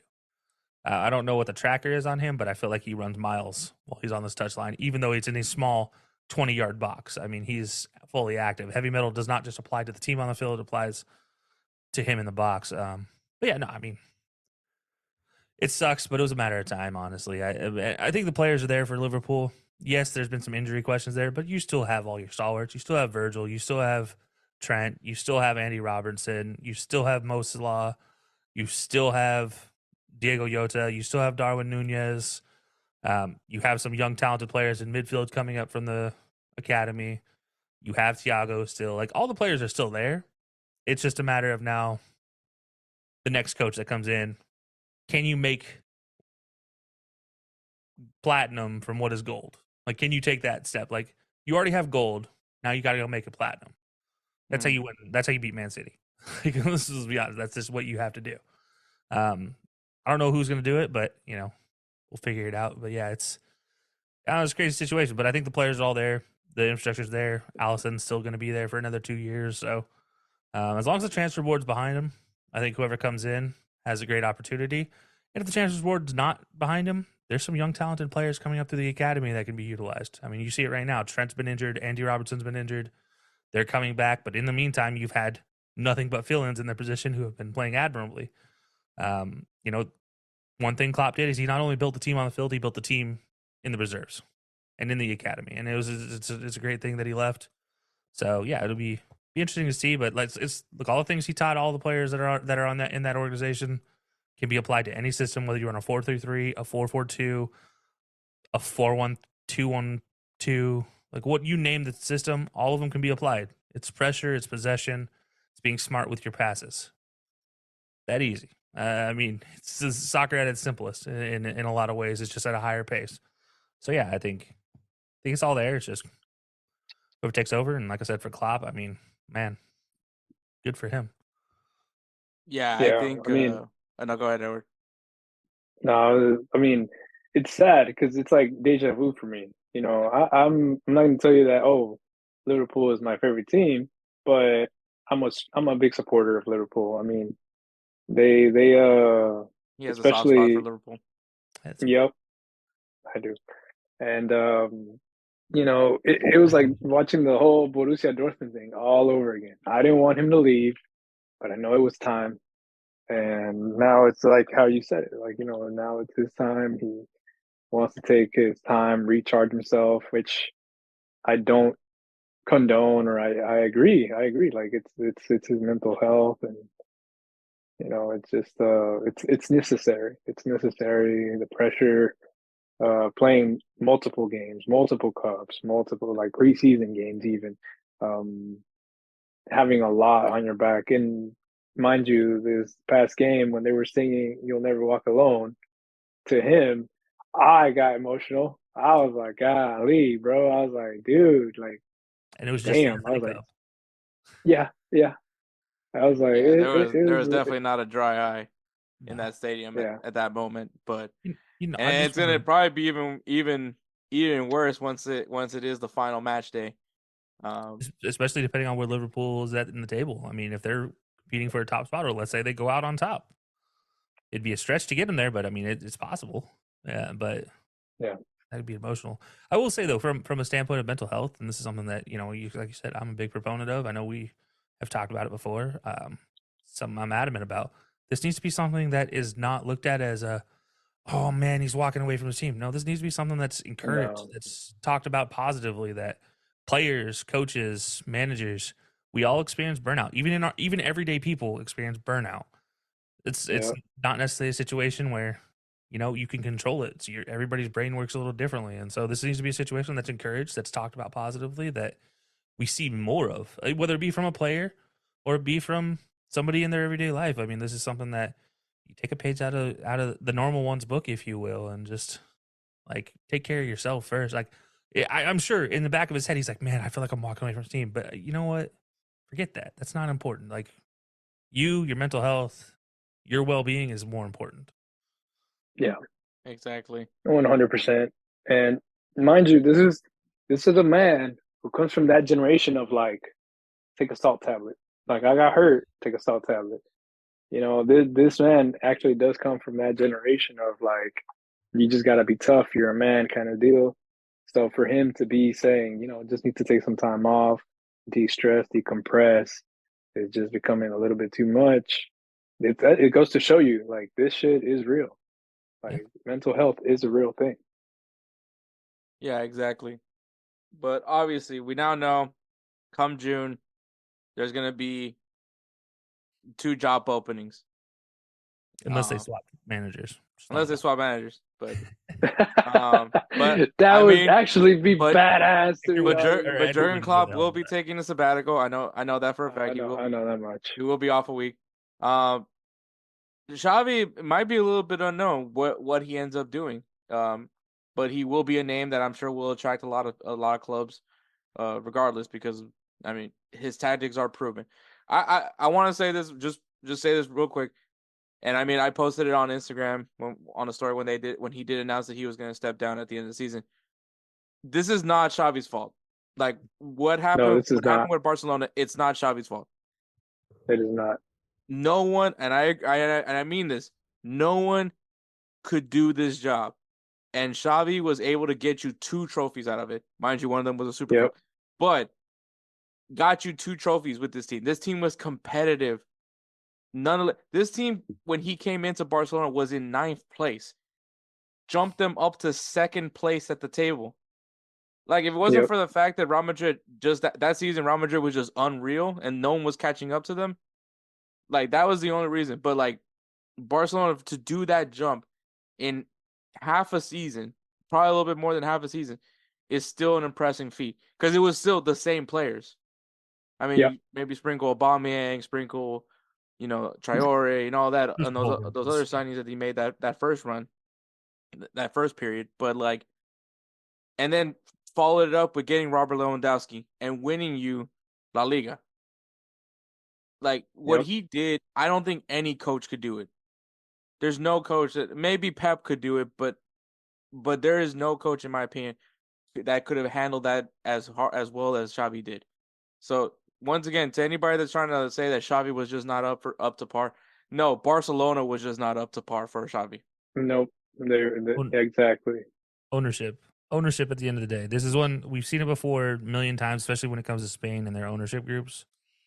This, I mean, I guess I shouldn't say ownership. Their board, that runs them, it kills a lot of the teams. So, good luck trying to do anything. And by the way, they have 6 players from their academy in their 20-man roster right now, and that's it. One of them is Ronald Araujo, which, by the way, shocked me. I didn't really know that. But yeah, like 6 players, all from their academy, but they all, like, you look at them as like, outside of the midfield, they really have nothing attacking. Like, all their attacking players are old and they need something new. So yeah, good job getting what you got, Xavi. But I mean, that's a tough sled no matter who you are. Yeah, 1,000%. So I mean, when you look at these 2 job opportunities, obviously one's more appealing than the other. No offense, Edward, but Barcelona is probably not the. But I will say though, Barcelona's name alone is still Barcelona. It's still Barcelona. It's still heavy cash. Like it may not be the most ideal situation to go into. Oh yeah, 100%. But it's still the name, the brand. It's those like stripes. They mean something. It's like best example is like anybody that tries to be the head coach of the University of Miami. Like, they stink. And no offense, Jared, but they just stink. But you still want to coach Miami. Like, you want to be the coach that brings back the U. Like, I mean, and I think the current coach right now is doing actually a really good job with Miami. But with that being said though, like, a lot of coaches have tried but have failed to it. Same thing with UT. Everyone's trying to bring back, if UT is coming back, but I don't think they ever will. But I don't want them to. Good luck in the SEC, UT. Yeah, it's definitely not the SEC. But looks like Kelcey froze. I'm sure he'll come back. There he is. But but anyways, it's still Barcelona. Like when you look at that name, when you look at that badge, when you look at those jerseys, you want to manage Barcelona. So there's still people that are gonna want this job. Like I said, it's got to be somebody that's mentally capable of handling what's coming with it, which is the debt. Barcelona is like that 20-year-old that just got his first credit card. Like, I mean, this is just a horrible disaster, and unfortunately, it's gonna take some time before this actually is able to get back even. With the debt, unfortunately, like, the credit card's not even letting you use the card anymore at this point. Like, that's how bad. At this point, the bank shut down the card. Basically. Yeah, so they shut it down and they're just collecting payments at this point in time. Yeah, so that's basically where Barcelona's at. Now, on the other side, Liverpool, it's probably the best situation if you really think about it. You have a very loaded team. You have a potential world-class striker in Darwin Núñez. You already mentioned you have Alisson for a couple. You still have Alisson for a couple more years. Virgil van Dijk, I mean, he is getting up there in age, but he could still be a very good quality leader. So, I mean, like, when you look around it, maybe sprinkle a few other players, but you're going into a really good situation with Liverpool. And, I mean, do we want to talk Liverpool first, or we want to go Barcelona? I'll let you two decide. As far as who we're thinking is going where? Yeah. Let's play the Barcelona game. We'll go Barcelona? I think Barcelona is the way to go.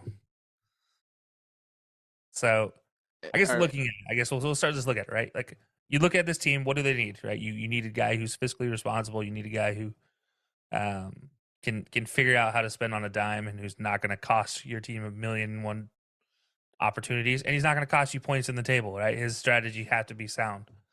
I honestly don't. There's no good answer here, right? They you can't go get a proven name because you can't afford to get a proven name. Yeah. But at the same time, you can't really reach into a bag of new guys and expect to get success with Barcelona. If I'm them, I'm going and playing peekaboo in Germany. I'm just starting to run through the list of coaches in Germany that are not Bayern Munich, basically. Any other coach, fair game. Even look at coaches that aren't in Germany anymore, like someone like Jesse Marsch. I know it's crazy to think Jesse Marsch coaching at Barcelona, but really he's going to be a cheap commodity. It's proven his talents in actually coaching the X's and O's, and doesn't work out. You fire him midway through the season, and you spent 1/13 of what you'd spend on any other coach given the opportunity. So I think an opportunity here. Like, I'm just throwing Jesse Marsch as an example, but I don't think Barcelona goes after a big name because I just don't think they can afford a big name here. I think you have to get somebody who's going to be young and grow with his team going forward. So I mean, Jesse Marsch is a long shot. I don't actually think that's going to happen, but you know what? I'm just using him as a very clear example of what type of coach that they're looking. I actually did like that spitball, though. That was kind of, that was like. I thought I had to throw something weird in there. I will, bro. MLS would just be going, look, one of our coaches, look where he's at now. Look where he's at now. Yeah, the USSF would go crazy with that. All right, so some of the names that I've been hearing that have been dropped with Barcelona have been Rafa Marquez has been the big one. Obviously, currently with the second team, I believe, of Barcelona, Barcelona B. Obviously, he's familiar with the Barca way.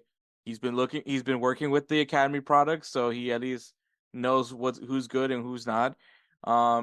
And he's a guy that understands Barcelona and what it means to wear that jersey, and was pretty damn good when he was there. Yep. So that and I mean, if I will be honest with you though, I'm not looking forward to that because then I would have to hear everything from Mexico Twitter, about how Rafa Marquez. Now. Look where we're at, guys. Look at it. I think I just said about Jesse Marsch. Copy and paste for Rafa Marquez. So I think it's an interesting approach to go after him, and then kind of mentions what you say, like maybe a little bit on the cheaper side, but also unproven, because that's going to be the real. I think the big thing is unproven is the big word for that, because you don't know what you're getting from Rafa Marquez until he manages a first division club. And most importantly, he has experience dealing with youngsters, which he's going to be. Yeah. Whatever coach comes into Barcelona, we just talked about it. You're not going to be buying a player off the market. You're going to be bringing him up, which means a bunch of young guys, a bunch of players that are inexperienced, probably a bunch of guys from Barcelona B. So why not bring it? I mean, that would make sense. I don't want to see Rafa Marquez coaching because, like I said, he's not my favorite Mexico player of all time. But you know what? Fair. All right. So another name that I started laughing immediately when I saw this rumor because I thought it was just laughable. Hansi Flick is a name that apparently Barcelona's board is very much interested in. This man has not proved you that he can handle like a financial situation like this because Bayern Munich. He didn't do a great job with Germany.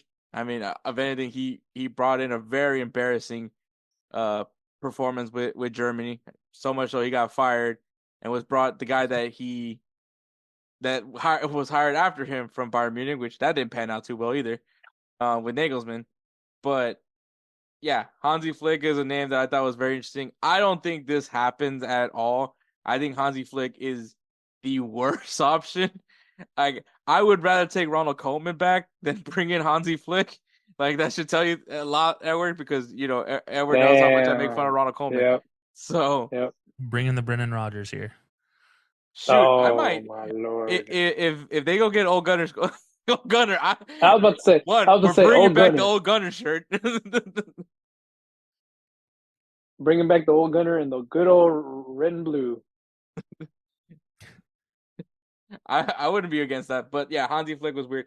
Now this one, okay, people are saying that this is crazy. There's no way this would happen, but I think he does meet the parameters.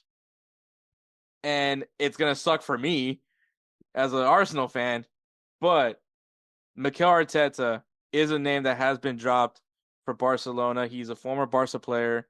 He understands the system. He's a prodigy of Pep Guardiola, so he knows. He also the academy guy from Barcelona. Yep, Yeah. was also an academy product. Spanish, has ties to Barcelona, works with youth, understands cheap ownership. Proven. Like if Rafa Marquez doesn't become the manager for Barcelona, I don't see and this is the thing that as an Arsenal fan is gonna suck to hear this, but the reality is, if you're Mikel Arteta, you don't say no to this opportunity. Like, no offense to Arsenal fans. Jose, I'm sorry. Well, actually, Jose Tejas is also a Barca fan, so I'm sure he's fine with either way. But I don't think Mikel Arteta doesn't say no to Barcelona. And I know he's been approached about the rumors saying that, no, it's not true. I'm happy here at Arsenal, which is always the kiss of death when any manager is approached a rumor like this. But let's be real. Even I'm not a Barcelona fan, but if I had ties to Barcelona, I would not say no to this opportunity. If anything, Edward, and this is crazy for me to say this, Mikel Arteta might be your guy, and probably should be the guy. Should be is the answer. Tell you what, like you said, if you had ties, you'd never turn it down. I mean, I'd be booking my first Rosetta Stone lesson ASAP as soon as they contacted me. Like, I'm learning Spanish today. But yeah, so Edward, is there any names that interest you about Barcelona, or is there any manager that you think of that have the qualities to handle the Barcelona situation? Honestly, Mikel Arteta is probably the best option at this point right now. Hansi Flick, hell no. I don't blame you. I don't blame you with that at all. I was like, Hansi Flick, hell no. If for any reason, maybe Fabregas. Dang, that's gonna suck for Nico For any Giacchini. No, that's but that's what I'm saying. Committed. I just committed to Como FC.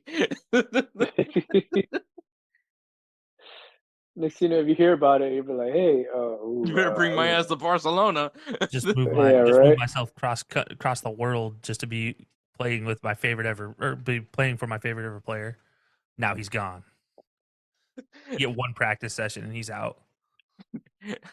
Good session, guys. So I'm actually not going to be your coach anymore. Bye. but I mean, I feel like he has to have Spanish ties. He has to have Barcelona ties. Because I could easily be like, oh yeah, it's gonna be somebody else. Do you think does Luis Enrique drop his job at PSG to come back to Barcelona? I don't think so, man. Because it's a cushy job, and I don't know, man. It's cush, man. You got money, you got the players. You don't have to worry about competition. To be honest, stinks. Again, like I said, you don't have to worry about competition. You know, you don't have to worry about, oh damn, I'm close to getting relegated, close to losing my job. You know, the only thing they got to worry about right now is like, can we make it to Champions League? Yes or no? That's definitely a valid point. But yeah, so I think for sure, Mikel, at least now as I'm talking about it. Now that you're talking about it and you're talking about it and you're thinking about it, you're like, bro. And then Mikel Arteta already did the kiss of death. Like, he already did like the kiss of death that every coach does whenever approached about the rumors. Well, let me put it this way. Like, I think what no sentence has ever followed by "I'm happy here" follows up with the action of staying actually at the team. So let me tell you this. So I think, like you said, the kiss of death, I think it's for show, because then it makes the team that they're saying the rumors about want you more. So then they offer you more things. Now Barcelona could probably only offer a pair of shoes, but here's a free year subscription to Spotify. Yeah, that's here's pretty a Sports much, Illustrated membership starting next year. Do they even make those anymore? You want your name on the jersey? They literally just went out of business 2 weeks ago. Oh my god, that'd be horrible. Here's a subscription to Sports Illustrated. We kept it alive just for you, but That's it's about how only much their promises for money are worth. Jeez, yeah, exactly. So, God, that's horrible. No, jeez, man. But you guys are going realistic. I'm still sticking with my wild shot of Jesse Marsh. I don't know why, but I just really want to stick with this. I know it's not going to happen. Would be I know hilarious. wholeheartedly it's not going to happen, but Barcelona having pregame huddles. Oh. What about? Hey, totally off the wall here. Thomas Tuchel. No, that's a name. Yeah, but that's the thing. It's like he hasn't been quite successful as of late. So, and Edward would be so happy with that because he'd get his boy Timo back on his team. Timo Werner joins Barcelona. I'll be so pissed because I'll be like, that's a big name. There's no way Edward's gonna be riding with house money at this point. First game, 5 goals for Barcelona, and turns out that's all he needed in his life to score. It's like he just needed Tuchel and then fucking Barcelona. That's it. That's all he needed. Yeah. At this point, Ted Lasso is a better opportunity for these guys. Like, bro, Ted Lasso season 4 to Barcelona he goes. Hey, I mean, Jose Mourinho's available. Don't even joke about former that. Barca coach, assistant coach at Barcelona. The dots are connecting. He has the guts to tempt Madristas like that. He is not financially stable. All right, let's put it that way. He is not a financially stable kind of guy. He goes out and gets these weird signings, some big signings, some good signings, but nonetheless, the man turned down Saudi Arabia. No, he turned down Saudi. So we know money's not the option. Man United with literally nobodies. No, he took over Manchester United. Pogba. No, that was when Pogba was injured. I mean, yeah. See, that's what I'm saying. Like they're injured. Yeah, he wouldn't play him, but he was. We need the Europa League. Oh God, the only time. I'll start with this shit. Well, I mean, if Europa League is really what you want, you should definitely go after Unai Emery. Oh God. I mean, at this point, they're just fighting for relegation. So, I mean, this is the time you call up. Oh God, what is his name? I can't think of his name, but his nickname is like Big something. Oh, Big Al? No, Big Sam. Sam Allardyce. Oh, or Allardyce. The king of avoiding relegation. Yeah, the king of keeping teams just above relegation. Yeah, I mean, sorry, Edward. Now I'm just picking on Barcelona. What about the man who actually made Leicester City big, Ranier? Claudio Ranier is that was just a one-time thing. Where is Claudio Ranier? I don't know. One-hit wonder? Yeah, he was definitely a one-hit wonder. Hey, but he had the time of his life. He even got knighted. So yeah. First Frenchman in a while. Yeah, that was impressive. No, I don't think that's happening. That would be cool. I mean, it'd be nice. I thought you were gonna mention Brendan Rodgers. That's why I was laughing at him for a second. But yeah, to me, Mikel Arteta is probably the perfect option for Barcelona because I think I'm not saying that he's up for the task, you know what I mean? But he kind of had to deal with that at Arsenal.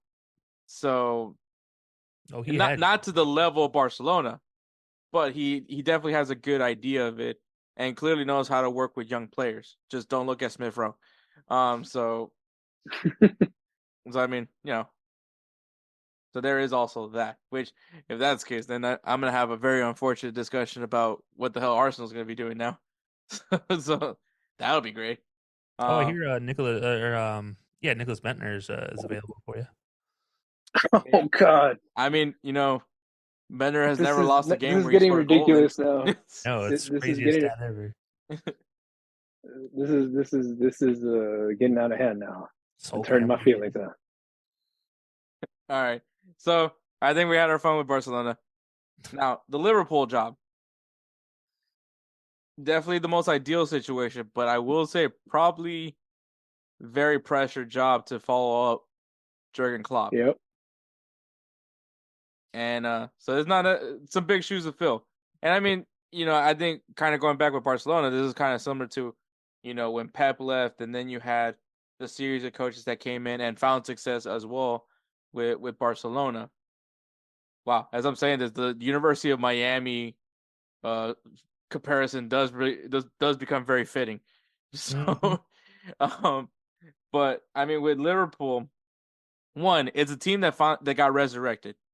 They were able to finally go back to the glory years of what Liverpool was, thanks to Jurgen Klopp. So Yep. the fan base definitely doesn't want to go back. Does not want to go back to the dark ages. They're finally back to being relevant again. So so it's gonna be a big task to come and manage Liverpool. But I think the mentality that the players have, thanks to what Jurgen Klopp was able to instill. And I mean, you can look at Borussia Dortmund and you can say that the mentality stayed with that team. Mm-hmm. So I mean, it's clear that like you got to bring a guy that's going to be able to continue that. And the names that I've heard that have been linked with Liverpool, De Zerbi. Obviously the man has done an amazing job over at Brighton. I'm sure. Has Liverpool benefited from some of those? Yep, they got McAllister. Yep. So is familiar with some of the players, and then kind of like Jurgen is really good at finding guys that maybe are have potential to be really good quality guys, but are kind of on the cheaper end, kind of similar to what Jurgen Klopp was able to do with a Mohamed Salah. And so De Zerbi, his tactics are proven. Brighton definitely fights above their weight class plenty of times as long as they're healthy. So I think De Zerbi is a very interesting name. I think he's definitely up. I think he's due for a big opportunity to go to manage a big time club. No offense to Brighton. So I think that's an interesting name. The other name I've heard is Amorim, who is currently the manager over at Sporting. Sporting, if you guys don't know, used to be kind of a laughingstock in Portugal. Not necessarily like fully, but like, when you think of Portugal, you think of Porto and you think of Benfica, which those were the two names that have been dominant for quite some time. But Amorim has definitely came in, done his due diligence to make that club definitely up there in the conversation over in Portugal. Has a good eye for young talent, has been pretty good about developing talent. I mean, a lot of teams like grabbing players from Portuguese league, and it's like kind of similar to what the Eredivisie is. It's just another league where you can find young talent and bring them over. And Sporting is a team that does get a lot of players taken away and still are able to reload and get ready to be competitive in the league. So that's also a very interesting name. And then the big name, which also makes a lot of sense for Liverpool. Was really hoping he was going to go to Real Madrid, but hey, I'm happy. I got Carlo Ancelotti till 2026, so I'm good with it. But what this man is doing over at Bayer Leverkusen is just nothing but amazing. It's impressive. I believe they're still undefeated right now. I think they drew their last match, so they're still undefeated, and that's of course former Liverpool player, Spanish maestro, also played with Real Madrid, but just an amazing player, super underrated. I don't think people talk about this guy enough, but that of course is Xabi Alonso. Another really good player and proving to be a really good coach is the name right now for Liverpool. By the way, is where we're at with Xabi and Leverkusen. Yeah. So. Yeah. Also to point out, similar to Mikel Arteta, people have been asking Xabi Alonso about the rumors of him going to Liverpool, and he also stated, "I'm happy here at Bayer Leverkusen." So yeah, no. So the report came out 2 days ago. Bayer Leverkusen hopeful of retaining Xabi Alonso as Barcelona Klopp and Klopp leaves Liverpool. So that's the announcement that's from Football España. So I mean, Spain football, yeah, it's one of their magazines. But you know what? It's to talk about the kiss of death, if you will. That's like number one. As much as I like the idea of Xabi Alonso coming to Liverpool, I don't want him to take the job right now. Nothing against what he's doing with Leverkusen. Nothing against any of that. I don't want him to face the pressure of filling in after Klopp. Nobody wants that pressure. You talk about it. There's nobody that wants to deal with that pressure. But I also like, and as much as I like Anaram and De Zerbi, they might be deserving, but unfortunately, I don't think they're right for the job for Liverpool. I think you'd think that like it makes sense, especially De Zerbi, who has coached in the EPL, like he knows what to do. He's doing a great job with Brighton, and it's just he deserves that opportunity. I just don't think they're going to reach out to him as for that job, or if they do, I don't think he's going to maybe want to leave. I think he's one of those guys that maybe has like a certain destination in mind, wherever that may be. I just don't think Liverpool was it for him. But yeah, I mean, I love the Xabi Alonso idea. I just don't love it now. I know that's being picky, and I know that's like, well, why would you turn down one of your former players? Truthfully, I don't want him to have that pressure at the end of the day. I don't want him to come in with the expectations of being Klopp 2.0. Nobody, like, you'll never succeed with that. So, truthfully, I'm actually going to look outside of those three. I'm going to look outside of the EPL in general, and I'm going with a guy who made some waves, I guess it's safe to say, a couple years ago in France, and a guy who's been tentatively linked with Liverpool, and that is Will Still. Anybody remembers who Will Still is? He is the guy that was had his team, quote unquote, fined £25,000 for every game he managed because he did not have a license. He had only played Football Manager. I know we talked about it on the show, so I do find it. But he's in Reims in Belgium now, and he's absolutely dominating with that team. So his talent is there, his coaching ability is there. It's obvious, but it's also a situation where you're reaching out to a younger guy who might be naive enough to not worry about the Klopp situation. Whereas Xabi Alonso has a recognition for Liverpool, he has a love for Liverpool, he has a passion for Liverpool. He also understands the greatness that was Jurgen Klopp as a coach. He's been around great coaches his entire playing career. So he's going to be a little bit in reverie taking that position, and that's what I'm concerned about. I don't want him to take the position if he's going to idolize the previous person in that position. Mm-hmm. And I think Will Still is a guy who's almost naive enough in a lot of rights. So you talk about naivety in a lot of young teams that go into situations to win a game. This is a situation where managers, sometimes being younger is better because they don't know any better. They can succeed, they can make an impact. But most importantly, you get a space between potentially this manager and the next. So while I sound like a jerk saying, I don't want it to be Xabi, but I want Xabi to be the coach after this. That's kind of how I feel. Like Xabi Alonso will be a great coach one day for Liverpool in my eyes, but I don't think now is the time. Okay, fair enough. But yeah, so obviously, we still have the entirety of the rest of the season to at least enjoy Xavi and Jurgen Klopp for what these managers are. I'm gonna say this right now, though. I think with Barcelona, once you start playing certain players, again, like maybe we see João Felix back out. I don't know what happened with João Felix where he wasn't playing as much anymore, or maybe a resurrection of Robert Lewandowski. But I do think that Barcelona has still been competing. Like it's not like they're like in ninth place or anything right now. Like they're still in a Champions League position. Well, don't quote me on that right now because I have no idea. Don't tell Barcelona ownership that because if it's not first, they don't want it. Yeah, that's true. But which I mean, it's still up for grabs. It's not like Real Madrid is beating anybody out of the water here, and I mean they're still Girona. So I mean, like, so there's a lot of things I just couldn't take you seriously enough. I mean, they're still up there for some weird reason. That Man City money. But so like it's not necessarily outside the realm of possibility that Barcelona can turn things around and I mean, like I said, they're still in a higher position where they could still go up for that La Liga title, for that back-to-back title.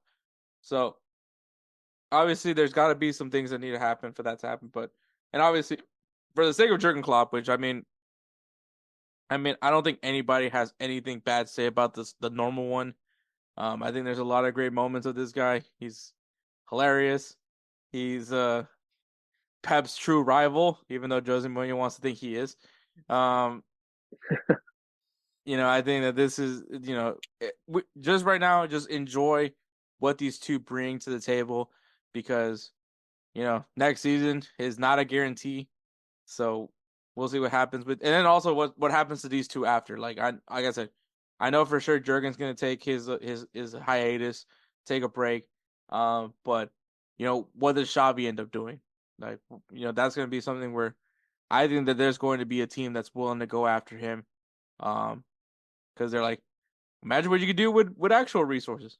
So there is going to be that. So enjoy what you can, guys.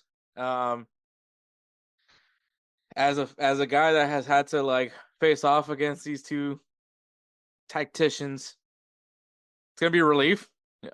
Especially if you guys remember that horrible loss that Aubameyang brought out the Dragon Ball to. So Aubameyang. So it was like, yeah. But yeah, so we can move on from that. And then obviously that really pissed off Tony Cruz because he's old man yells at cloud. So yeah, he's got his own problems. That's always great. But anyways, that is the headline. So we're gonna go ahead and take a break. You guys are gonna go into the AFCON round of 16 recap with Moussa of Mo Football, and then you'll hear me, Edward, and Kelcey once again. Well, I guess you're gonna hear me regardless, but you're gonna hear Kelcey and Edward once again when we do Players of the Week. So we'll go ahead and take a break, and then you guys will hear AFCON talk. Hey everyone, it's Ryan from No Credentials Required to talk to you about one of our newest partners at BellyUpSports, SeatGeek. Yeah, live sports is great on television, but the feeling of being at the arena is a priceless experience. That's why our friends at SeatGeek are there to help you find the best tickets at the best prices. Not only can you get tickets to sporting events, but you can also get tickets to concerts, comedy shows, musicals, and more. Search for your desired event now at SeatGeek.com, enter promo code BellyUpSports at checkout, and you save $20 off your first purchase. SeatGeek. Life's an event. We have the tickets. All right, guys. You see Moussa. You know what's coming. AFCON talk, man. Moussa, happy to have you back here. Thank you, Hector. Yes, happy to be back. Different mood, but we'll go through it. I see you're also decked out in your finest St. Louis attire. Oh, yes. Gotta get ready. Yeah, it's almost that time, man. Almost that time again. Yes, sir. But all right, of course, Moussa, host of Mo Football, will definitely let him share everything that he wants at the end of this. But African Cup of Nations around 16 is over, so we'll go through the round of 16 matches before we preview the quarterfinals. All right, first one, Angola beating Nambia 3-0. It was just clear Angola is just that team versus a team like Nambia. I will say the thing to highlight, though, is their goalkeeper, Neblu, will be out with a red card for the next match. So is that a big loss for Angola, or will their backup keeper be able to do the job? I think as long as the back four and the offense keeps going the rate they're going at, like keeping forward, I think even a backup goalkeeper will do its job as long as, the front end stays as strong as Angola is. And they're scoring some nice goals. So everything is on their side now. Yeah, they're looking really strong. All right, continue on. Nigeria sends Andre Onana back to Manchester. I'm sure the Manchester United fans are gleaming with joy to see their goalkeeper back. No, not really. No. But Nigeria, still no Victor Osimhen. It was actually Lookman to be the man for this match, but which is also a great last name. Might need a cop a Lookman jersey for Nigeria, but he's the guy. Definitely a good performance over there. Guinea beats Equatorial Guinea 1-0. What are your thoughts on this one? I think Equatorial Guinea lost their heads from, if you were looking most of the game. So I think they have most of the possession, but I think it's just that one moment of kind of lost their train of thoughts, I guess. So it looks like that's where that goal came in. Mm-hmm. But I think for them, it just took them a few seconds to just lose the game to themselves. Yeah, this was not the same team from the group stages. No. But hey, Guinea moves on. That's at least a positive for them. That's the beauty of AFCON. That literally is it's anybody's game, man. Speaking of anybody's game, Democratic Republic of Congo beats Egypt 8-7 in penalties. I did say when I previewed the round of 16, someone's gonna have to win because both these teams went into it, not a single victory between these two. And you like whenever we talk about penalties, and I mean there's gonna be another game that we're gonna talk about that also wins the penalties, and you could tell the body language of the team that is, how did we get here? And then there's a team, we have a shot now. Yep. And I think that's exactly what what Congo's mentality was. You know, you're going up against Egypt, a team that's proven in this tournament, the most successful team in this tournament.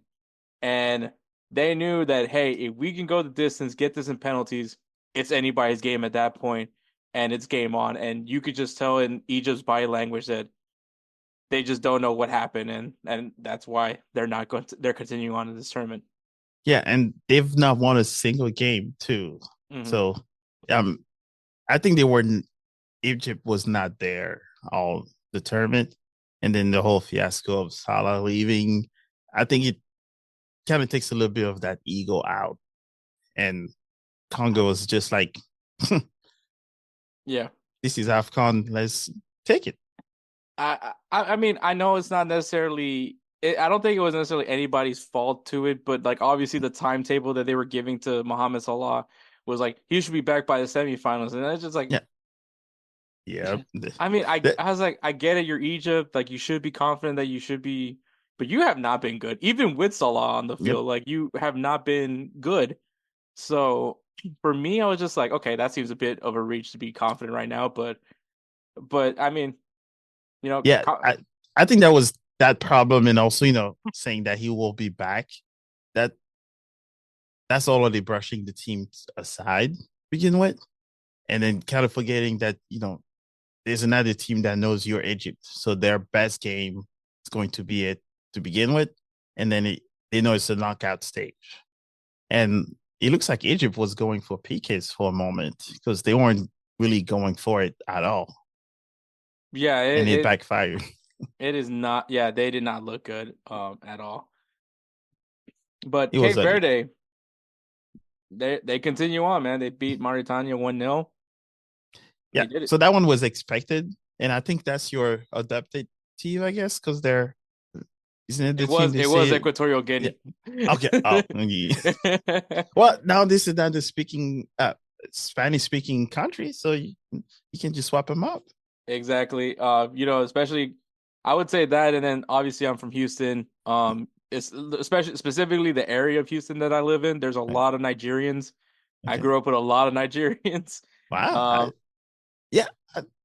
I was quite surprised to know that there's a big contingency of Nigerian there, because City, we have one of our player that's also was born in Houston, but he's Nigerian, so it's quite interesting. It's and it's specifically the region that I live in. Mm-hmm. Like it's the most notorious for Nigerians. But yeah, there's some good time. A lot of good times, man. So it's a very fond memory. So I do have a little bit of a soft spot for Nigeria as well.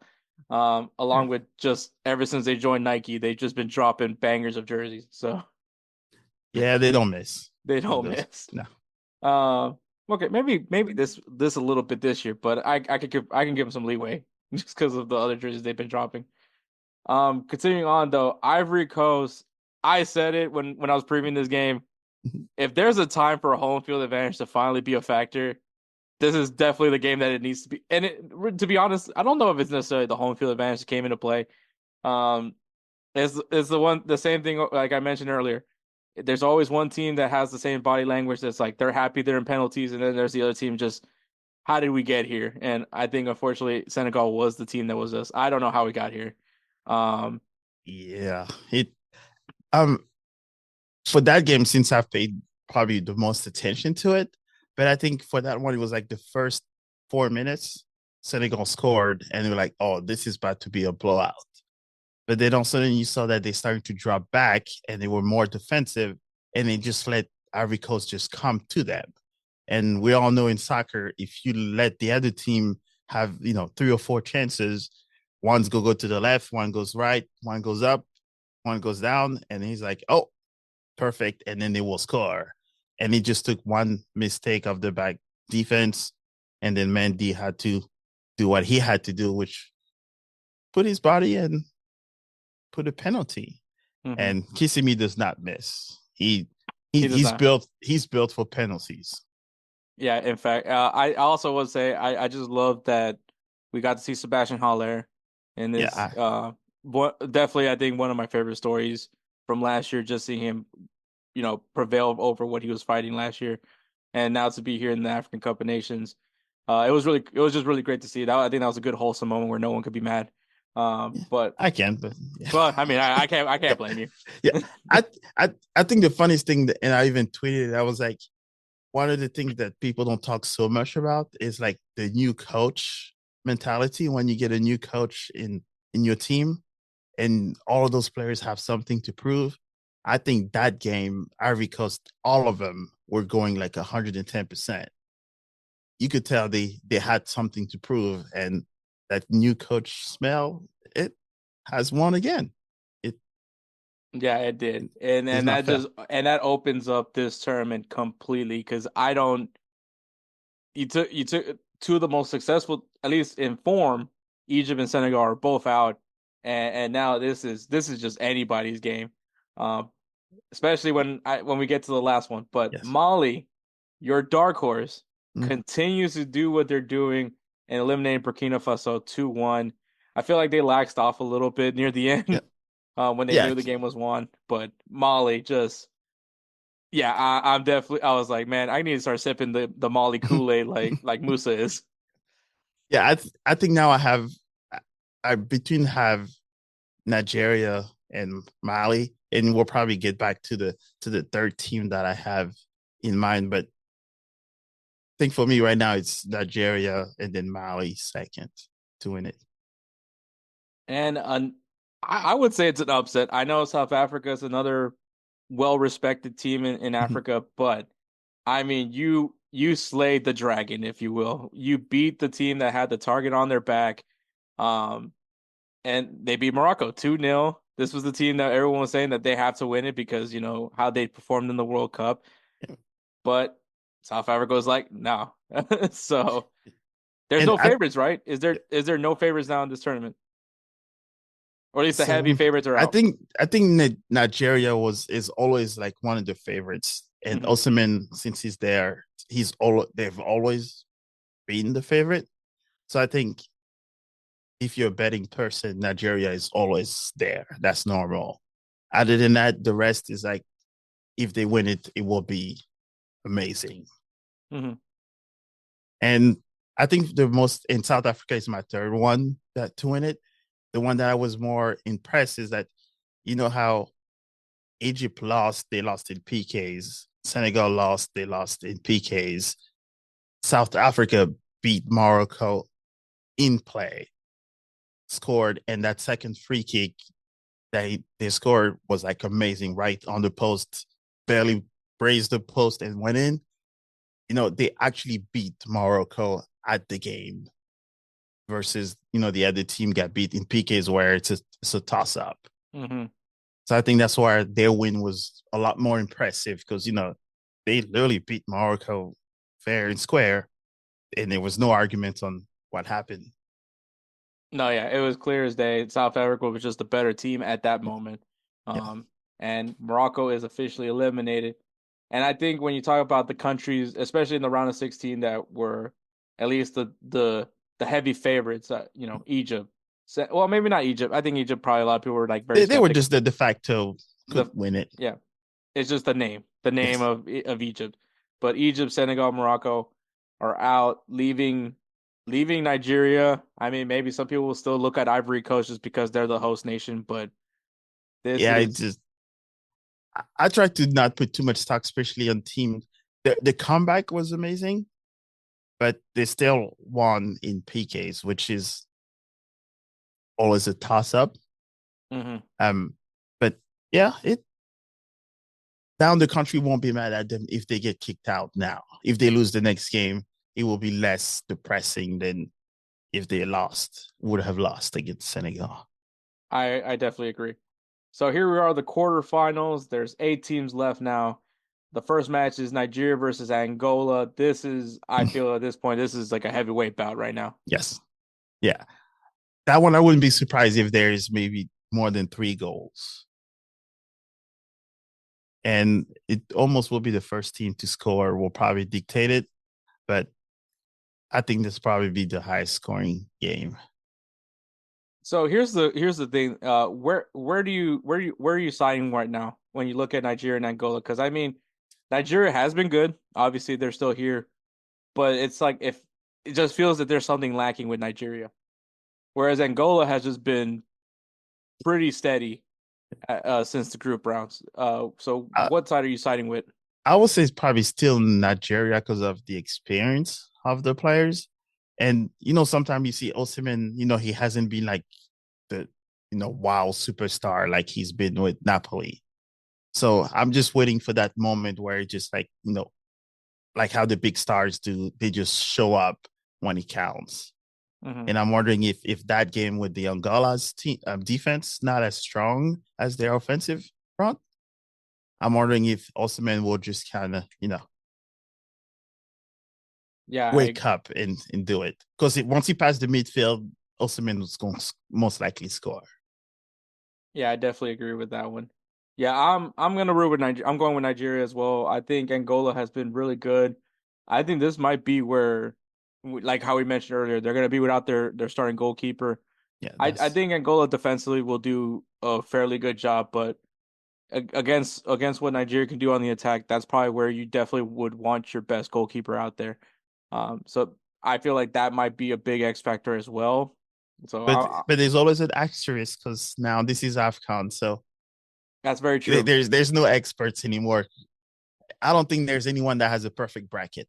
If they are, you might as well just give them the money now because I agree not with expected. That one. I do agree with that one. The next game is the Democratic Republic of Congo taking on Guinea. I feel like this is an interesting matchup. When it comes to who are you siding with on this one?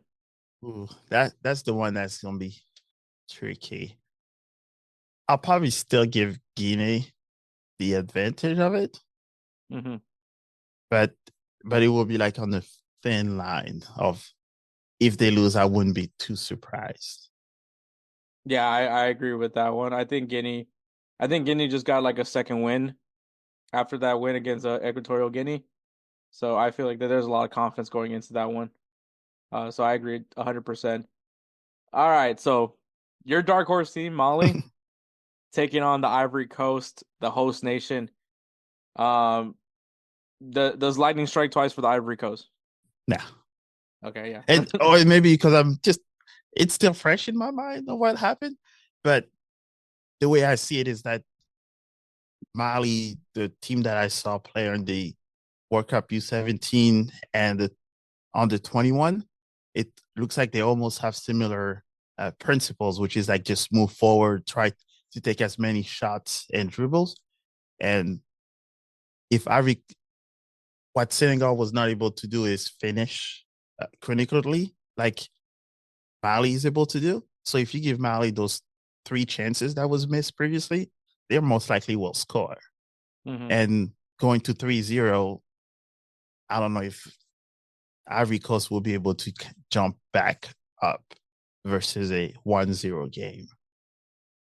Yeah, that's why I kind of saw from that is, you score 2 goals on them, they might just go down where versus that whole belief of it's only 1-0, we can come back. So I think Mali's going to most likely score more than 2 goals.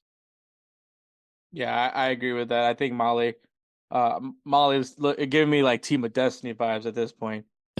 So I like what they're doing. Ivory Coast, I mean, let's be honest, they kind of I don't know what's the proper term, but they just dragged themselves in that win to beat Senegal. So hey, they got in the playoffs by, I think was it Egypt beating on that. I forgot which team. They actually went to the playoff because of a team that lost. I totally forgot who that was. So they're playing with house money at this moment. Yeah, definitely. And the last one is Cape Verde taking on South Africa. Two teams that, Cape Verde definitely been another surprise team along with Equatorial Guinea. And then you have South Africa, who, I mean, they're coming off of a very big high right now as they beat Morocco. Yes. How does this game look for you? I think South Africa will probably win it. And I think the biggest thing that I've been impressed with them is, and I just saw it recently, is that their entire South African team is made out of players from South African teams.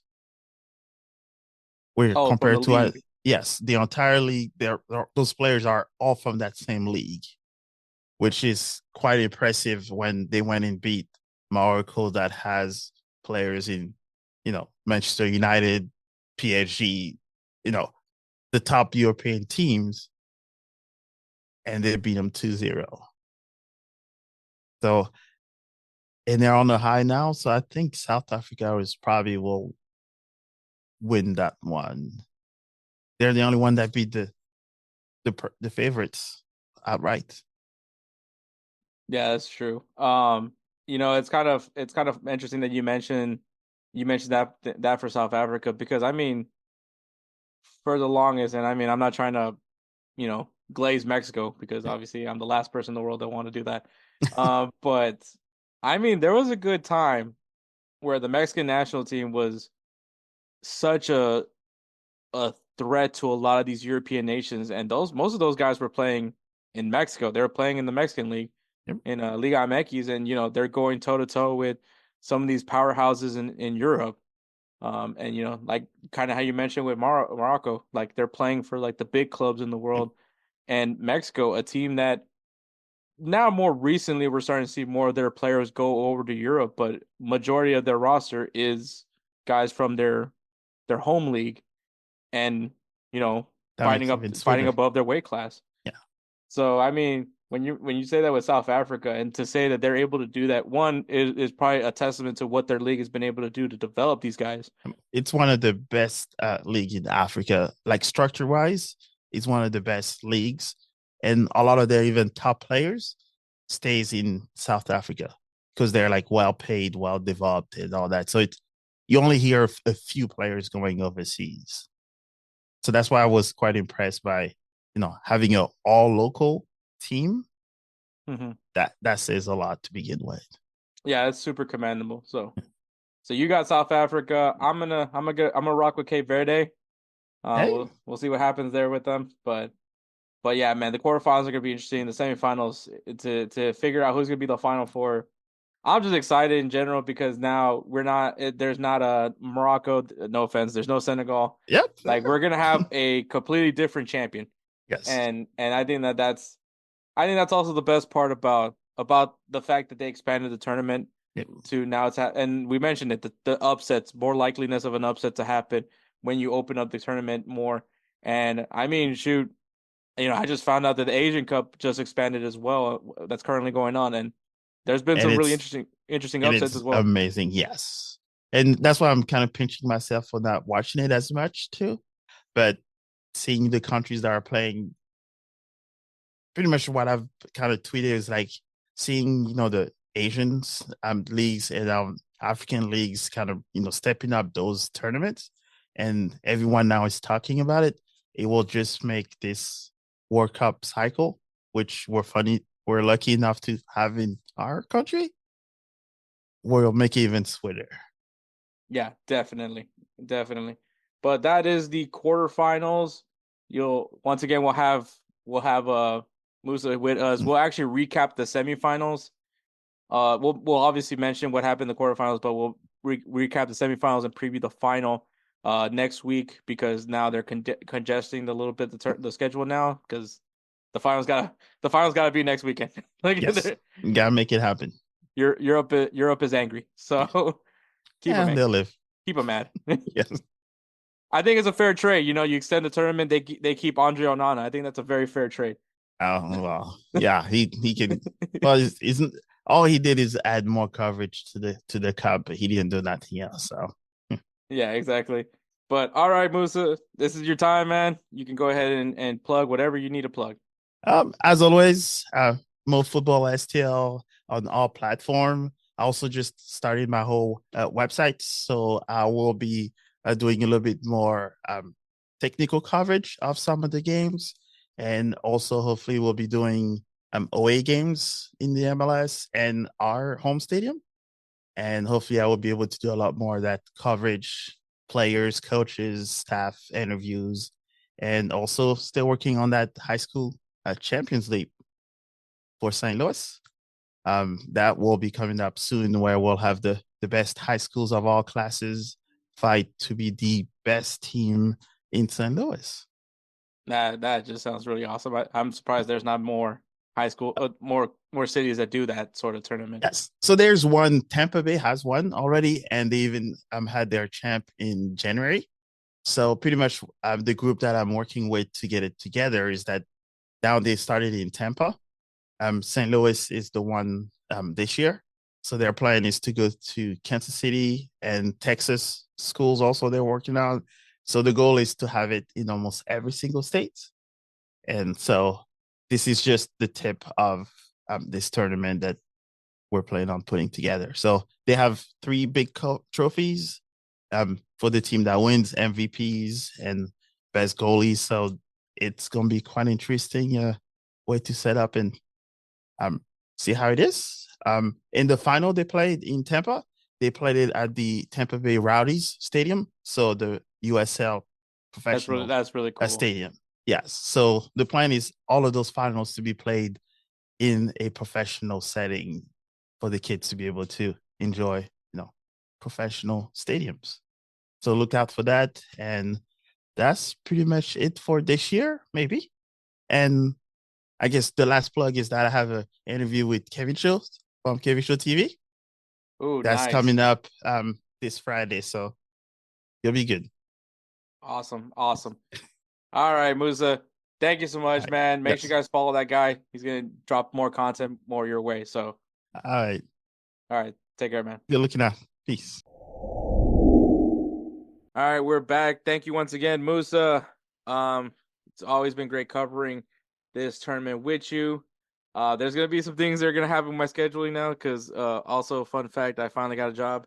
So, yay. So I'm going to have to fun fact figure out the scheduling for me and Moussa to meet up to do those, especially because we're going now to the semifinal and the final. So I definitely want to have Moussa for the end of this whole thing. But AFCON has been really fun, man. It's if you guys have not been watching AFCON, dude, you guys are missing out. It is the most fun I ever watch. It's just fun watching everyone celebrate. It's fun watching the continent of Africa, man. It is football at its purest form, and I think you guys are missing out on it. It's all the greatness of Liga MX without the referee abuse. There we go. Exactly that. Also, shout out to Asian Cup. I know we haven't really been covering it. It's just I'm not waking up at 4 a.m. Nope. So got nothing to do. However early it is. So there's that. But all right, Players of the Week. Players of the Week is brought to you by SeatGeek. SeatGeek is an amazing ticketing site where you can find tickets of anything you want, whether it's concerts, sporting events, comedy shows, theater. I'm a big fan of the theater arts myself.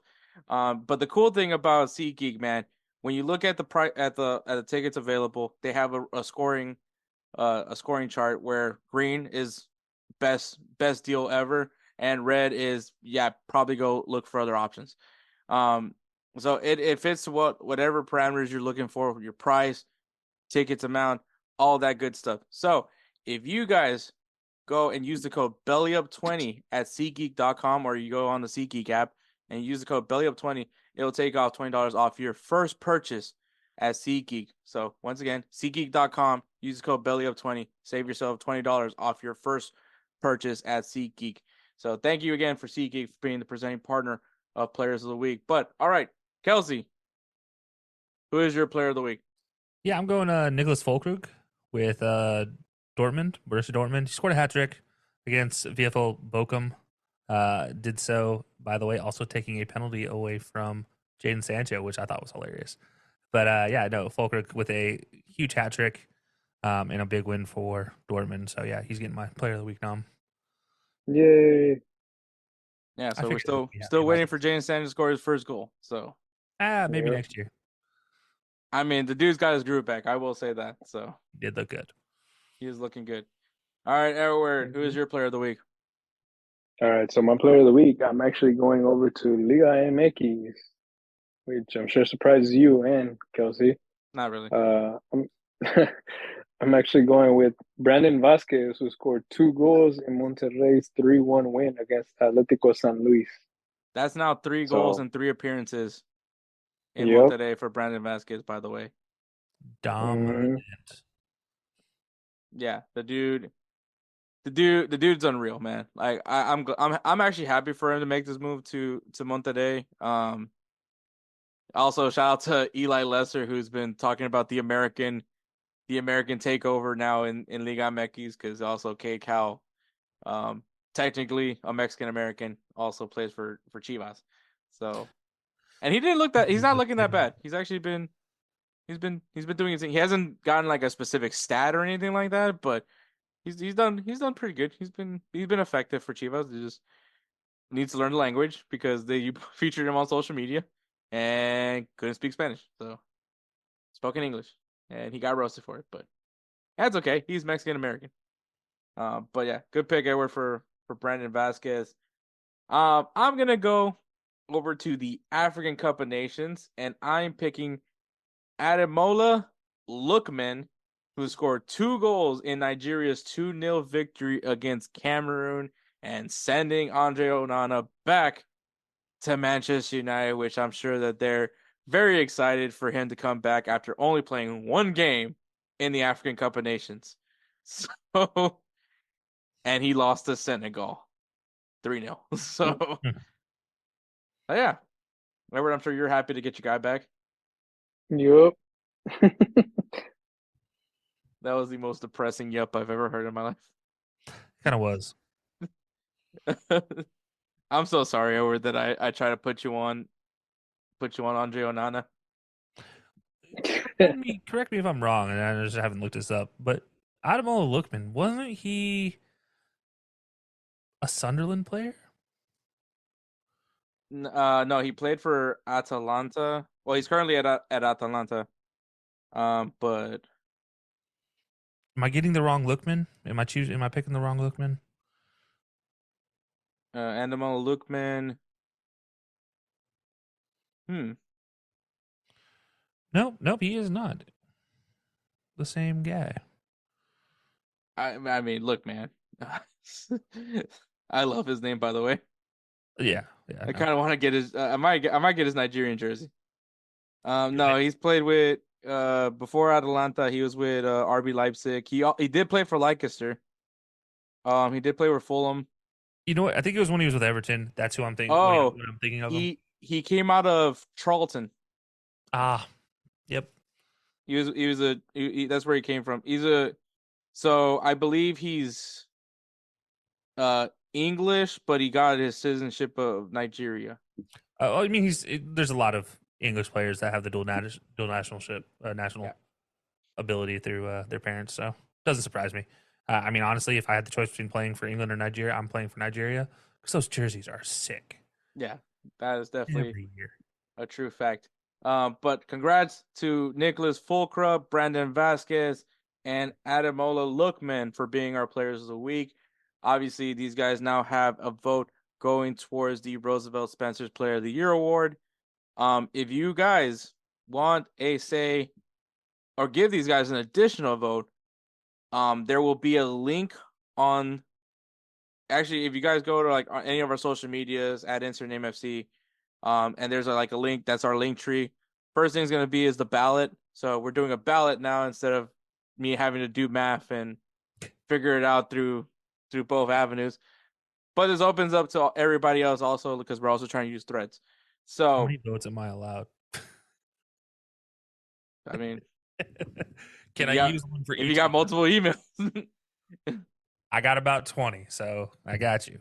So, all right. So how it works is obviously not only is it available on our link tree, but it's also we'll have it on our story available for you guys to check out, and the link is available on all things. Actually, as a matter of fact, it'll be pinned in the comments on YouTube as well for you guys to go ahead and vote. So at the end, each of these players get an extra vote, and that helps towards the Roosevelt Spencer's Player of the Year award. So go ahead and do that. And once again, thank you to SeatGeek for being the presenting partner of Players of the Week. Once again, use that code BellyUp20 at the checkout for your first purchase, and you'll get $20 off. So thank you again, SeatGeek. I got a $15 ticket to a Cavs game because of SeatGeek. So shout out SeatGeek. Nice. Nice. Games to watch this weekend. All right. So aside from the typical leagues that we do talk about, we have Costa Rica and El Salvador playing in a friendly. Obviously, I'm Salvadorian, so I'm definitely biased on this. But I also want to take a moment and address all the haters for the Inter Miami El Salvador match that was played in El Cuscatlan Stadium. Fuck you to everyone that was saying, like, I don't even know why they have to go to El Salvador. That place is a shithole. Like, El Salvador has done amazing things, by the way. They have hosted Miss Universe. You know, we're using Bitcoin as a currency now. Bukele has been at this point. I want Bukele to come over to the U.S. and become president of America at this point, because the guy did phenomenal with El Salvador. He cleaned up the country. He got rid of all the criminals. Maybe not all of them, but most of them. Pause there. It is a safe place now. I can speak for it because I went there in September. It was amazing. It's getting modern over there. So I think El Salvador has taken amazing strides. Like I said, they hosted Miss Universe, which that was huge. Their committee was impressed by what they saw in El Salvador. So I just want to say that. So of course we're and you're thinking about MLS, of course they're gonna come visit El Salvador. To see Messi got to see the advances of El Salvador, so that makes me proud as a Salvadorian. To see that Messi got to see what that country has been able to do, and also he was really happy to see Mahir Gonzalez. That made my day. That made my day right there. Maybe you might know this. This is completely off topic from soccer now, but you got me thinking about food from El Salvador. What are the meat pies called? Pupusas? Pasteles de carne. Oh, thank you. Fantastic. Oh, I'd eat those all day. I know they say pasteles de carne, but I think they also say pastelitos. Or you can tell me if I'm right or wrong on that one. I'm not exactly 100% sure. Okay, I know for sure it's pastel de carne. That was what was on the menu, so I just remember that. Okay, yeah, so it's fantastic. Meat cake. yeah, I mean, really, that's really what it is. Yeah, it's like a little. It's also an empanada, which I offend my family when I say that. I am not trying to offend anybody, so I will call it whatever they call it. I'm like, it's an empanada. No, it's not. I'm like, it could be Jello, and if they call it something different, I'm not calling it Jello. It's a meat cake. But yeah, so I just want to say that I do think that Inter Miami's world tour has gotten a little bit ridiculous. But I'm not. I was all for them going to El Salvador and playing against El Salvador's national team, and it wasn't the C team. It was actually because we don't have a C team. We don't even have a B team. That's just a team. We do. They play American Samoa every year. No, that's our beach soccer team, which we're actually really good at. I know. Yeah. Top 20 in the world, if I'm not mistaken. Top 20. El Salvador is the best beach soccer team in the world. One of the best. I'll say, hold on. Brazil still holds the top spot. It's still Brazil. But yeah, so I just want to say that because I've been having to see all this content on GolzTV of people taking jabs at El Salvador, and El Salvador has gone very far from what it is. I'm very proud of the country. Obviously, you guys, if you can kind of see a little bit of my Salvadorian flag that's over my bed. I'm really proud of being being affiliated with this country. So yeah, it did strike a nerve with me. I will say that I did get offended. I shouldn't have gotten offended. It makes me kind of look like a bitch, and I understand that. But we're talking about a country that I love. So I just wanted to take the time to say that. So, but hey, I mean, the food is amazing. I was gonna say, yeah, the food alone is enough reason to just get mad about somebody taking shots at El Salvador. Yeah, so there's that. Also, we have 2 U23 pre-Olympic matches going on over in CONMEBOL. We have Argentina taking on Uruguay and Chile versus Paraguay. It's cool to see the future of these 4 countries. So I think it was just really cool to mention that one. And it's qualifiers for the Olympics. So always because that's coming on December 2. And the last matchup is Ajax versus PSV. It's gonna be a juicy. It's not. Ajax is not good this year. They're still in the top 4, but they haven't looked like Ajax anymore. But PSV is looking really good. Taking a nap. PSV is looking really good though, and last time I checked, still undefeated. Yeah. Even when Serginho Dest gets idiotic tendencies and decides to yell at referees. Man, if anybody benefited from Xavi leaving Barcelona, it's probably Serginho Dest. Yeah. Yeah. He's like, I can play again. Freedom. All right. Asian Cup, AFCON, quarterfinals. So those are going to be the big ones for this weekend. So make sure you guys check it out. All right, Liga MX. We got America versus Monterrey. Will Brandon Vasquez continue his run? I said that so white. Like, Brandon Vasquez. I mean, he said it all takes it is what it is. He is American. You are in Texas. Was he born in Texas? No, you are in Texas. Oh, no, I think Brandon Vasquez is from Cincinnati. Brandon Vasquez. Well, it's with a Z. It's Vasquez with a Z, so it's not Vasquez. It's Vasquez. It almost sounded like you said Carol Baskin. Oh, we don't need to talk about Tiger King. we don't ever have to talk about that shit ever again. Let that die. Brandon Vasquez is from Chula Vista, California. That's an awfully wide area, by the way. Yeah, I was about to say that's a suburb. There's 2 sides of Chula Vista: the fun side and the white side. All right, Atletico San Luis taking on Chivas de Guadalajara. I can't predict anything, but I will be assuming that this is going to be Chicharito's debut. So, at least I hope so. Could be. Wait, are they? Well, here's the deal: are they playing at home, or are they playing at San Luis? Or are they playing at San Luis, or are they playing at Guadalajara, Jalisco? I'm guessing they're the away team. Okay, then I don't think that'll be his debut yet. I think they're gonna do the unveiling they already unveiled him home. Oh, yeah, they did that at home. Yeah, they already did that. They did that last game. Oh, we got to see we got to see him in the full Chivas kit wearing runners. Oh, what? Really? Yeah, so bad. Not even he didn't do the dribble of the ball and everything like that. I don't think, honestly, it's very rare to see Liga MX or any other league do a presentation of a player like that, because I feel like that's just a Barcelona Real Madrid thing. I don't think I've ever seen any other team do a whole where the player goes out onto the field, dribbles a ball, and then there's fans. Barcelona and Real Madrid are really good at packing the stadium for a player unveiling. So even a bad player, who was it? Who was the Barca player that couldn't that struggled with dribbling? Yeah, was that Dembele?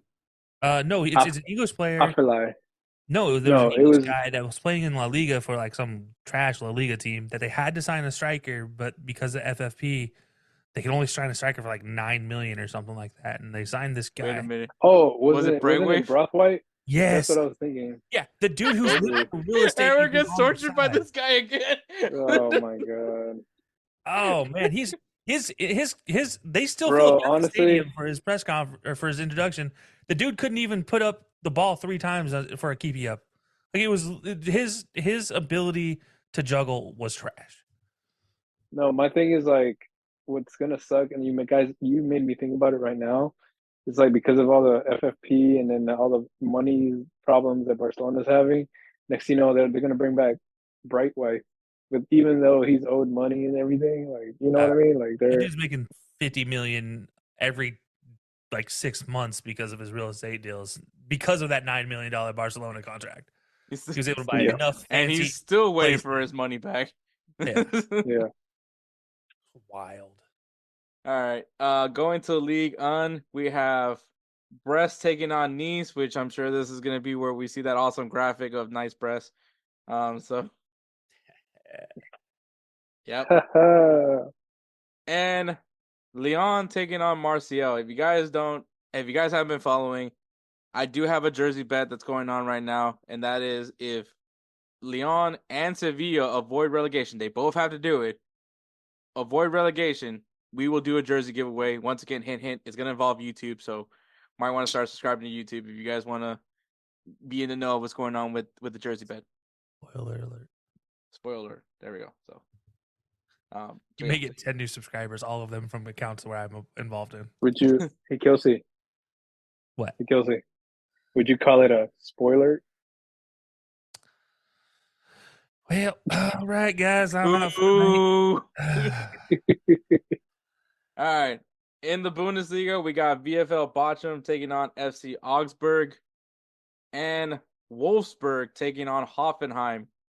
Bro, I'm just saying, fucking Kevin Paredes has just been getting better and better every single time I watch this kid play. Remember when he was called a flop, and people were like, "Oh, he's terrible. Just send him to Germany." And when he's like, now like, "Oh, thanks, guys." Maybe it's just because he was a teenager. Yeah, like maybe it's because he's 18, 19 years old. That might be a reason. Still developing.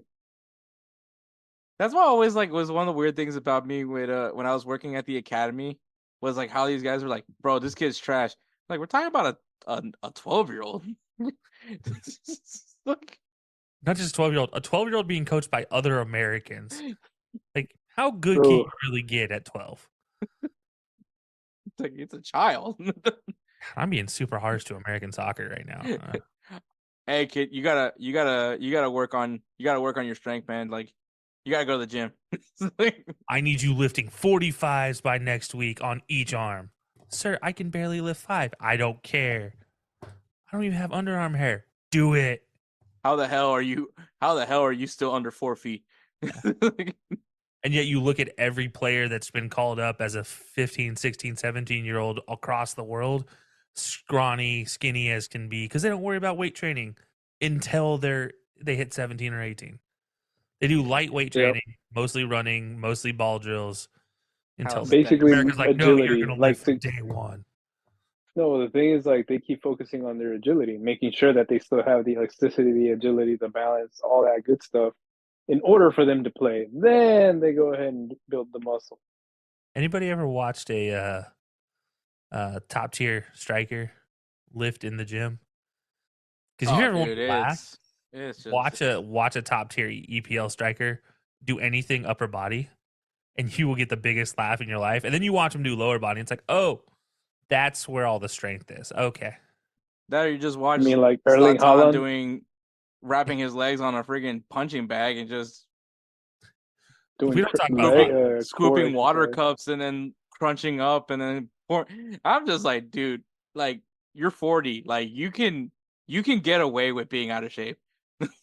Yet he's still, dude might be in better shape than most 25-year-olds. Yeah, definitely. 100%. Definitely, without a doubt. Serie A, man. So Atalanta taking on Lazio. And once again, my phone, I activated my stupid phone when I said the league name. And Inter Milan versus Juventus. So some juicy matchups there in the Serie A. In La Liga, we got Girona taking on Real Sociedad. So, wait, they're 11 points up over Barcelona and 1 point above Real Madrid. I didn't know they were first. I thought they were still second in the league. I didn't realize they jumped Real. Well, because Real Madrid had a setback last week. So. No, they didn't. They've been. I'm here for the Girona. So yeah, they've been the story. Real Sociedad, if you guys don't know, is a team that's actually interested in Gio Reyna. So we'll see, because that'll probably be one of the things that we're going to be talking about come deadline day. And there's a singing bet on the line. The singing bet table matchup Real Madrid versus Atletico Madrid. Me versus Spencer. Which obviously me and Spencer are both fighting for the top spot on the table. Edward's not that far off behind, but did Spencer break out salsa last time? Is that what I actually heard? Oh, when he's saying You talking about Peso Peso Pluma? Is that what that was? No, that's not salsa at all. What is it considered? Corridos. Okay. Corrido tumbado. I'm pretend like I understand that and be like, yeah, absolutely. Basically like Mexican country. But now modernized. That makes way more sense now. All right. Now I feel better about my life. Now I feel like an idiot international music fan. But you know what? That's okay. I will. Which is kind of funny because like the people that used to listen, like the old school corridos guys, they hate Peso Pluma and all like the new guys because one, these guys are wearing like basketball shorts and like sneakers. So just like American country music, everybody hates the new age of American country music for the same reasons. Yeah, they're not country. These are rappers. They don't sing country. They rap. Jelly Roll. Actually, when I saw Peso Pluma for the first time, I thought that, oh, this guy must be a rapper. No, he sings Mexican country music. I mean, just look at Jelly Roll, man. Dude doesn't look like anything but a rapper. Dude's got a voice of an angel. He does. Man, dang, that dude can sing. Sorry, not you, Spencer. I'm sorry, but it was still really good. I appreciated it. Props to him, by the way. Once again, he actually was very. I should have not mentioned that he probably could have opted out. I think I just wanted to see if he was gonna do it. Like I thought he was gonna question it. Like, dude, this shit's in Spanish. No, he didn't question it at all. He just went ahead and sang it. So I want to know if he just jumped into it straight, or did he like practice this beforehand? That's the only question I have for Spencer. I want to know if there was practice done beforehand, because if so, I applaud him for doing that. If not, it takes my opinion of what he did that much higher. Like, that's a 10 performance if he didn't practice. I think me and Spencer, we both listened to the song at least a few times beforehand, and then we do it, versus Edward just like, oh, I don't even know what the song is. Edward just goes in and just straight up just goes raw dog. Edward Timo Werner's it. Yeah. All right. And the English Premier League, we have Manchester United taking on West Ham United. David Moyes taking on. He's the reason why Manchester United is what they are now, by the way. So I'm sure that grinds Edward's gears right there. Yep. There's just a bit, just grinding me a bit. You know what grinds my gears? That's all I imagined. This is probably one of those times where you look at Sir Alex Ferguson and you just say, really? Him? I look at that every time I watch Darren Fletcher play. I mean, honestly. Cocaine's one hell of a drug, guys. Don't know how. And then also Arsenal taking on Liverpool for what feels like it's like the millionth time since the year started. What is it, 3? This is now 3? It was what? Carabao Cup, FA Cup. Well, it was right before the break that they played last. Yeah, because they played at the end, near the end of the first half of the season. Yeah. So again, Arsenal versus Liverpool. So we'll see what's been learned. Nothing. Probably not. But all right, so those are the games to look forward to this coming weekend. Like I said, there's a lot more games going on, but if you guys need like a beginner's guide, or maybe you don't know what's necessarily happening, this is probably a good place to start. But we're gonna go ahead and take a break, and then we will unveil our new segment for the beginning of every single month now. So we'll go ahead and take a break. Righteous Felon Craft Jerky is the official jerky of BellyUpSports. For over a decade, Righteous Felon Craft Jerky has led the American meat snack revolution by concocting delicious, adventurous, U.S.-sourced jerky recipes for uncompromising carnivores across the country. With 15 different flavors to choose from, Righteous Felon has all jerky lovers covered, and by using promo code BELLYUP, you will get 15% off your purchase at RighteousFelon.com. Do your taste buds a favor today and rip into a bag of Righteous Felon jerky. All right, and we're back. So this is a second take. So just so you guys know. All right, so this is a new segment. beginning of every month, we're gonna do a player build. Now, the objective is to build a player that's good. All right. So it is a snake order draft. Kelcey's already selected the order. Each participant must select a quality and of a specific player. So the qualities are passing, intelligence, strength, endurance, work rate, speed, technique, and finishing. Once the player is picked, the person that picked that player cannot use them ever again.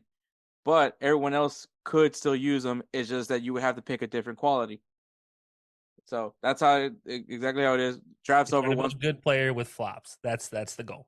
And the topic, because I didn't get to that one, the topic of this player build is players that were flops. So just so they understand my definition, because this is where we fucked up big time, apparently.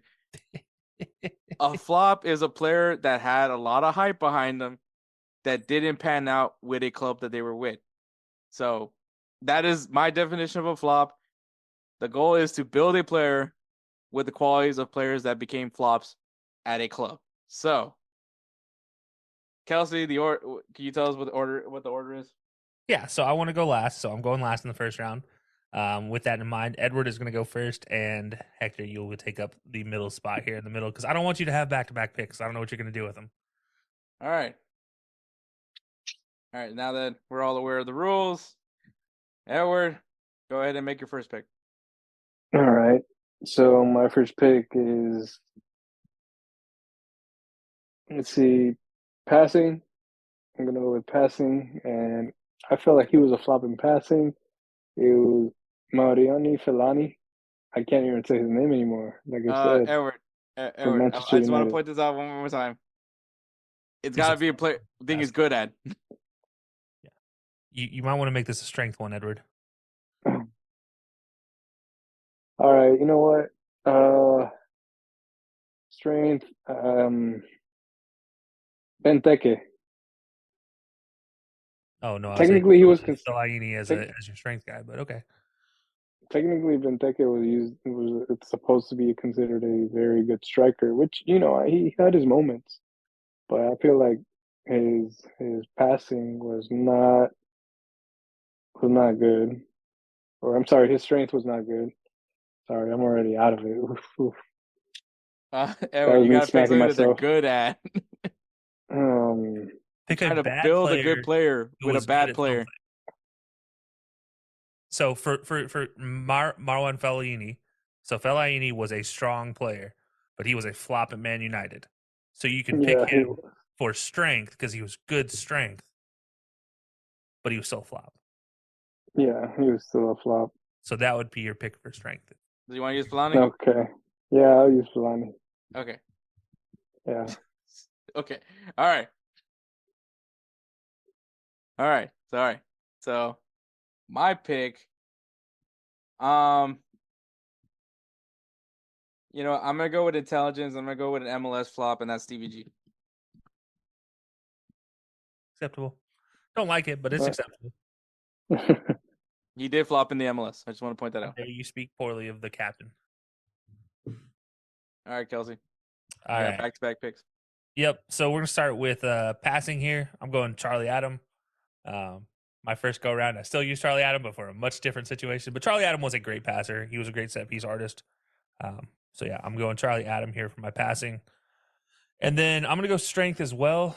And I'm gonna stick with the Liverpool flops theme here and go Andy Carroll. Ooh, that's a strong as an ox. Not doing anything else on the field though. Will break his nose on the field for you though. But that's it. That's a good one. I remember. Yeah, he was a big flop at Liverpool. Okay. My pick. This is gonna. You know what? I'm gonna stick with MLS flops. Give me Pirlo's passing. Are you gonna say he was actually good in the MLS? I think he was, man. I think for what he was supposed to do in the MLS. Now, if you had gone a different New York City FC player who came over from Europe, I'd agree with you. Oh, okay. I'm making my switch. Lampard. I'd like 100% There agree you with go. you there. Yeah. Pirlo, I just think passing, like his ability wasn't. They weren't asking him to do as much as he did at Juve. He did a perfect job. He scored a bunch of goals too. All right. So I got Frank Lampard's passing.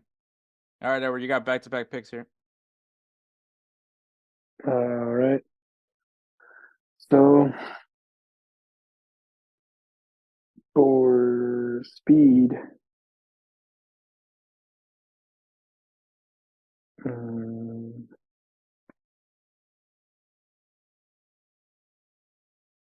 okay, here we go. This is probably gonna stick it in somebody's craw right now, and I'm gonna choose a big name right now. For speed, I'm gonna choose Cristiano Ronaldo, but in Al Nassr. He is not flopping at Al Nassr, bro. He scored like a lot of goals this year with Al Nassr right now. All right, well then. I don't hate the goal in which you were the point you were trying to make with it though. I do appreciate that. I'm with Hector on this. Okay. If anything, he's the only one flourishing over it in Saudi Arabia.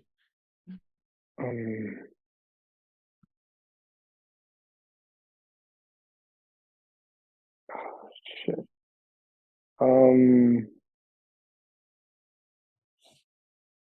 Speed.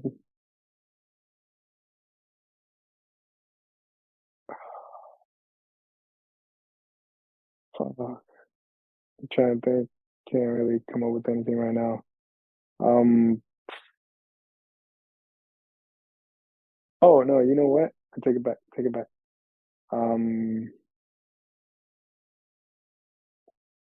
Here we go. Because I already used. Okay, no, passing. Here we go. Passing.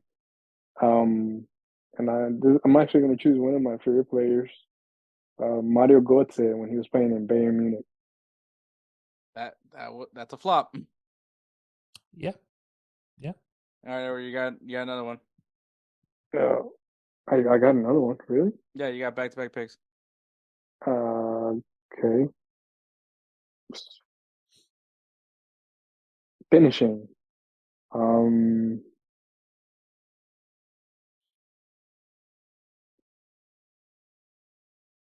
I was gonna say.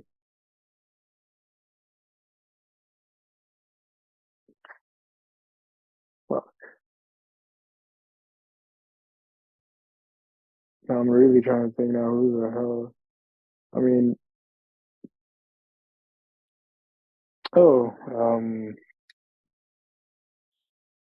Finishing. Fernando Torres in Chelsea. Yeah. That counts. I loved him in Liverpool, but when he left, that was it. It was done. He did better in Atletico, and then Liverpool he did amazing, and then Chelsea just took a massive dump. I'd agree with that. All right. Yeah.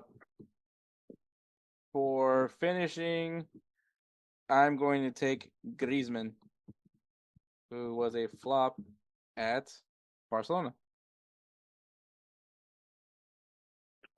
Okay. I'll take it. As much as I hate to say it. You know, Hector, I'm surprised you didn't take this one, and I was really going to hold out hope that you were taking this when you kept saying speed, but you didn't. But I'm going with your likeness. I'm going Timo Werner for speed. Why would I pick this one? You're right, but not necessarily your likeness. Edward's likeness. I mean, yeah. It's right there on the audio If clip anything, right now. Yeah, I would have thought he would have picked it. I thought, I didn't know where he was. If anything, that would have been better to choose him for finishing. No, because he can't finish. That's the whole point. He's fast as hell. Exactly. He is a speed. He's fast as can be. I want to make a fast guy. I want to make a slow guy. All right. So then I'm gonna pull one out of the bag here, and I'm going intelligence. I'm going Stephen Ireland for pick a team that he disappointed for, but his best run was at Man City, and I mean it's safe to say the man was. And that wasn't even like the good Man City. Yeah, that was Man City with the rooster as their jersey logo, But that was his only good team. Then beyond that, he had some struggles off the field. Let's just say. That's true. Man, that's a good one. All right. Man.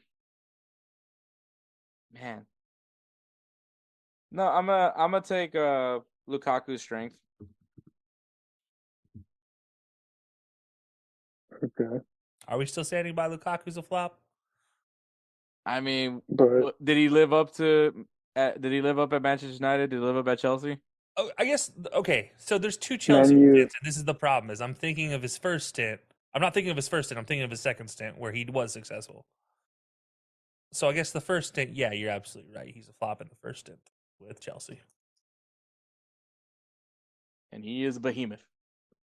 Yeah. All right, Edward, you got 2 picks. Okay. Let's see. I already did passing. I did finishing. So now here we go. Okay.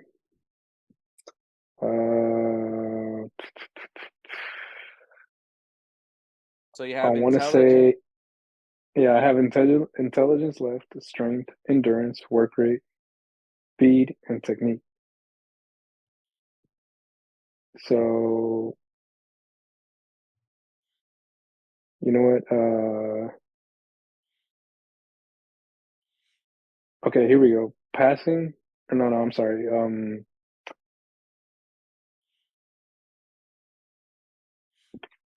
Speed. Mm-hmm. Juan Mata and Manchester United. Okay.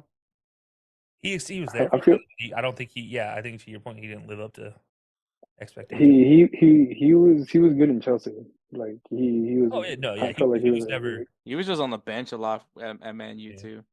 He was a good he was on the bench. Yeah. He had his moments, but he wasn't necessarily as consistent. Yeah. Jose Mourinho hated him. Yeah, exactly. That's exactly what happened. Definitely doesn't bode well. All right. Okay. Strength. You already have strength. I want to say. Oh no, I do. Yeah, you have Solani. Oh yeah. You're right. I'm tripping.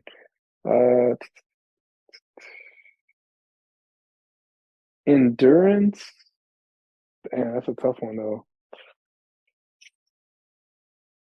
I want to say, you know what? Endurance. Zlatan Ibrahimovic in LA Galaxy. I don't know if that's necessarily a flop, man. Wait, you said Zlatan and Man U? No, Well, no. Yeah, actually, yeah. I feel like that would actually be the better one. Yeah. No, wait, hold on. What did you say? He said LA Galaxy. Yeah, not at LA, but I mean, in his career, there were stops in his career in which he was considered a flop, and I think Man United would be the one. Man United, yeah. I feel like his endurance, because I mean, his endurance, to be honest, like it's all time. Like this dude can actually last the whole fucking game, and he could still body to body with some of the bigger guys, and yet, oh, for sure, you know, at Man U, it was like sometimes he'd just be tired, he would be injured. So yeah, I would say Zlatan Ibrahimovic and Manchester United for endurance. Okay.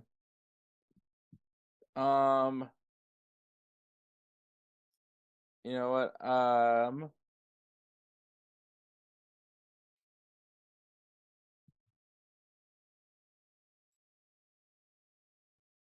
I'm gonna go with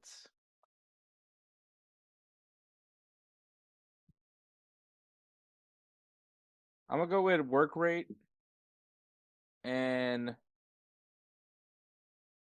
I'm going to pick Eden Hazard. Because he was a flop at Real Madrid, but there's one thing I could give him props for. He had a really good work rate over at Chelsea. That's fair. That's fair. You know, I'm gonna play around with this. I might get vetoed on this one. But I'm also gonna go work rate here. And I'm kind of going with a big name. I'm gonna say Gareth Bale. What team? depending on your standards, I'd say Where did he go golf more? LAFC is going to be the safe pick for saying he's a flop. I mean, he only did one thing, which was score the tying goal in the MLS Cup. Aside from that, he really didn't do really much else. It was also kind of weird because everyone was like, "Oh, let's see him and Carlos Vela play together," and they never played together. Nope. So the only other option for him would be Southampton early in his career, where he was about out of football. So, yeah, I agree with the LAFC one because I mean, yeah, I agree. Dude literally came like he was him and LAFC was like the kid that didn't do anything on the science fair project and still got an A. Yeah, but his work rate, I think, is anybody can say during his peak, especially Tottenham. I think he top tier work rate. Just unfortunately, I mean, the dude didn't do anything but scored the goal to send it to penalties for LAFC. So yeah. I mean, yeah, LA was just a struggle. So yeah, that's my work rate. And then endurance, because this guy could run forever and played forever. I'm sticking with a theme here with Liverpool being related in here. I'm going James Milner, but I'm not talking about James Milner for Liverpool. I am talking about James Milner with Man City. I always forget he was a winger. Yeah. He was the early Man City guy who was there. He was always subbed in and out, but they couldn't figure out if they wanted to play him a defender or as a wing or even up front as a forward. And he just never worked out. That is a good one. Yep. Okay.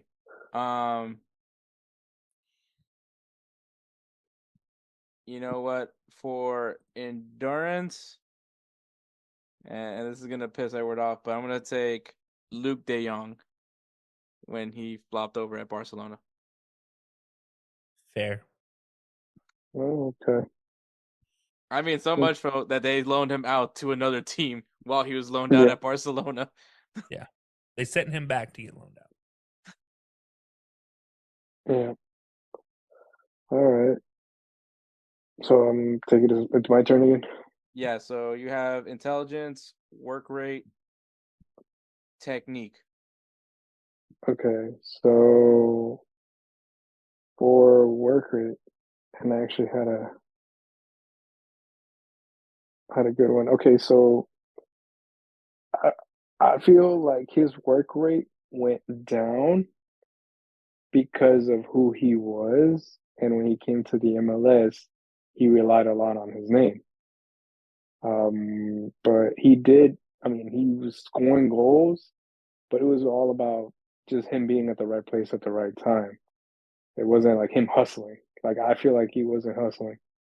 But I choose David Villa for New York FC. That dude was not a flop in New York FC. Yeah, I don't think. No, but his work rate. His work rate. No, but his work rate first, and then you're picking his best talent after he's a flop. So the dude has to be a flop, but just because he's a flop in one category doesn't mean that he has to be just a flop in general. Yeah. All right, let me turn on my brain again.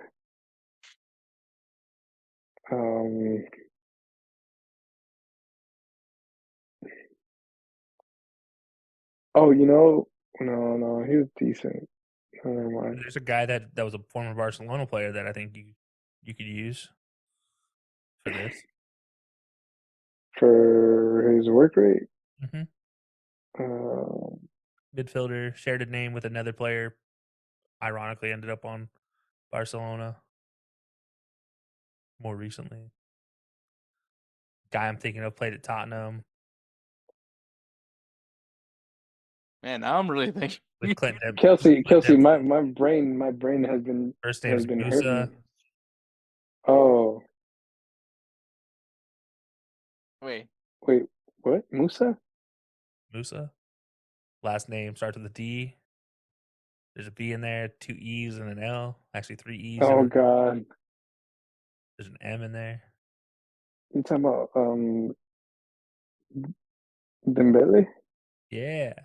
Oh. I'll say either one of them you could use for work rate, but they both flopped at Barcelona. Yeah, that is true. So That is true. Dembele. All right. Yeah, I mean, Yeah, the guy does have a good work rate, but yeah, he really like. Yeah. Take your pick on which one. Do you want the new Dembele or the old Dembele? Oh man, either way, I think All the right, old one. you I'd got stick with the one. intelligence and technique left. Intelligence and technique. Yeah. All right, cool. Okay, so intelligence. I'm going to the past, into the past. Manchester United. Eric Cantona. Where did he flop at? I feel in Manchester United when it came to being smart about his decisions. How many red cards had he gotten as a striker? Yeah, but I don't think anybody in Manchester United will call him a flop. Leeds. He flopped at Leeds. Okay. He flopped at Leeds. Yeah. Okay. I was like, I'm going to bail you out on this one. He flopped at Leeds. All right. Well, He was bad at Leeds. All right. Well, I knew him at Man U. I didn't know him at Leeds. All right. Either there or Nims. Either one would be a flop.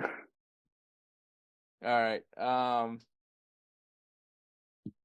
Speed or technique. I got speed, technique. Dang, I don't have that many left. Yeah. No, you should have 2 left. Yeah, speed and technique. Dang. Okay. This is where things get really challenging here, but I'm gonna see if you guys veto it, but he wasn't necessarily great at Real Madrid, and that is Ricardo Kaká.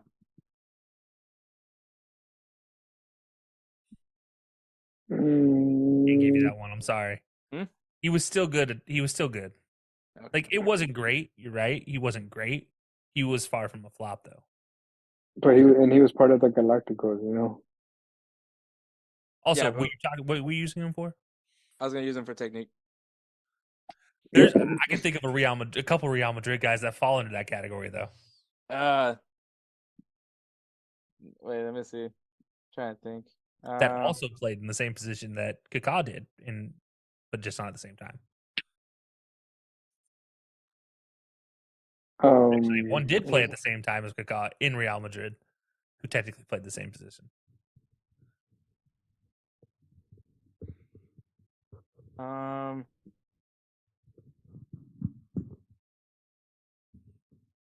mean, technically, you could use like Sergio Ramos for technique, even though he's a great defender. Edward, he has to be a flop. Not a stat he's bad at first, Edward. It needs to be a flop and then a good stat. Okay.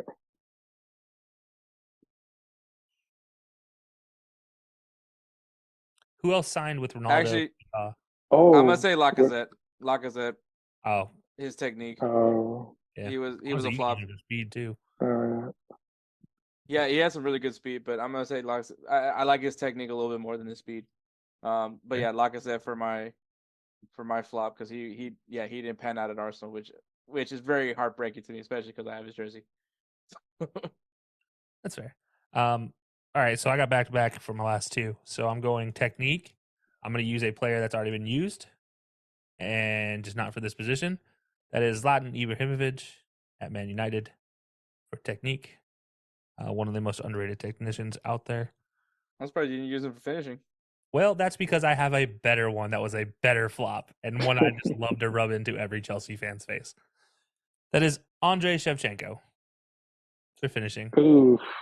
Historically, one of the best goal scorers in the history of the game. Just not at Chelsea. Wow. All right. My last pick, which is speed, and literally just had him on my head. I don't. Oh, another player that I also have his jersey. Hector Bellerin. I'm gonna ask the stupid question because you could say all of the above if you wanted to. What team? Barcelona. Yeah. Honestly, you could have said anything outside of like one season at Arsenal and you'd have been right.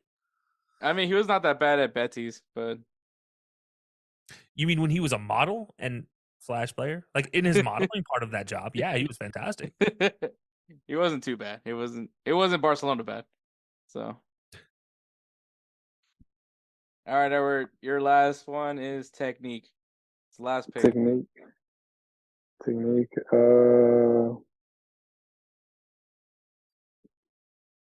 Oh, this is all right. So technique, and I pick Robinho because his technique was really good.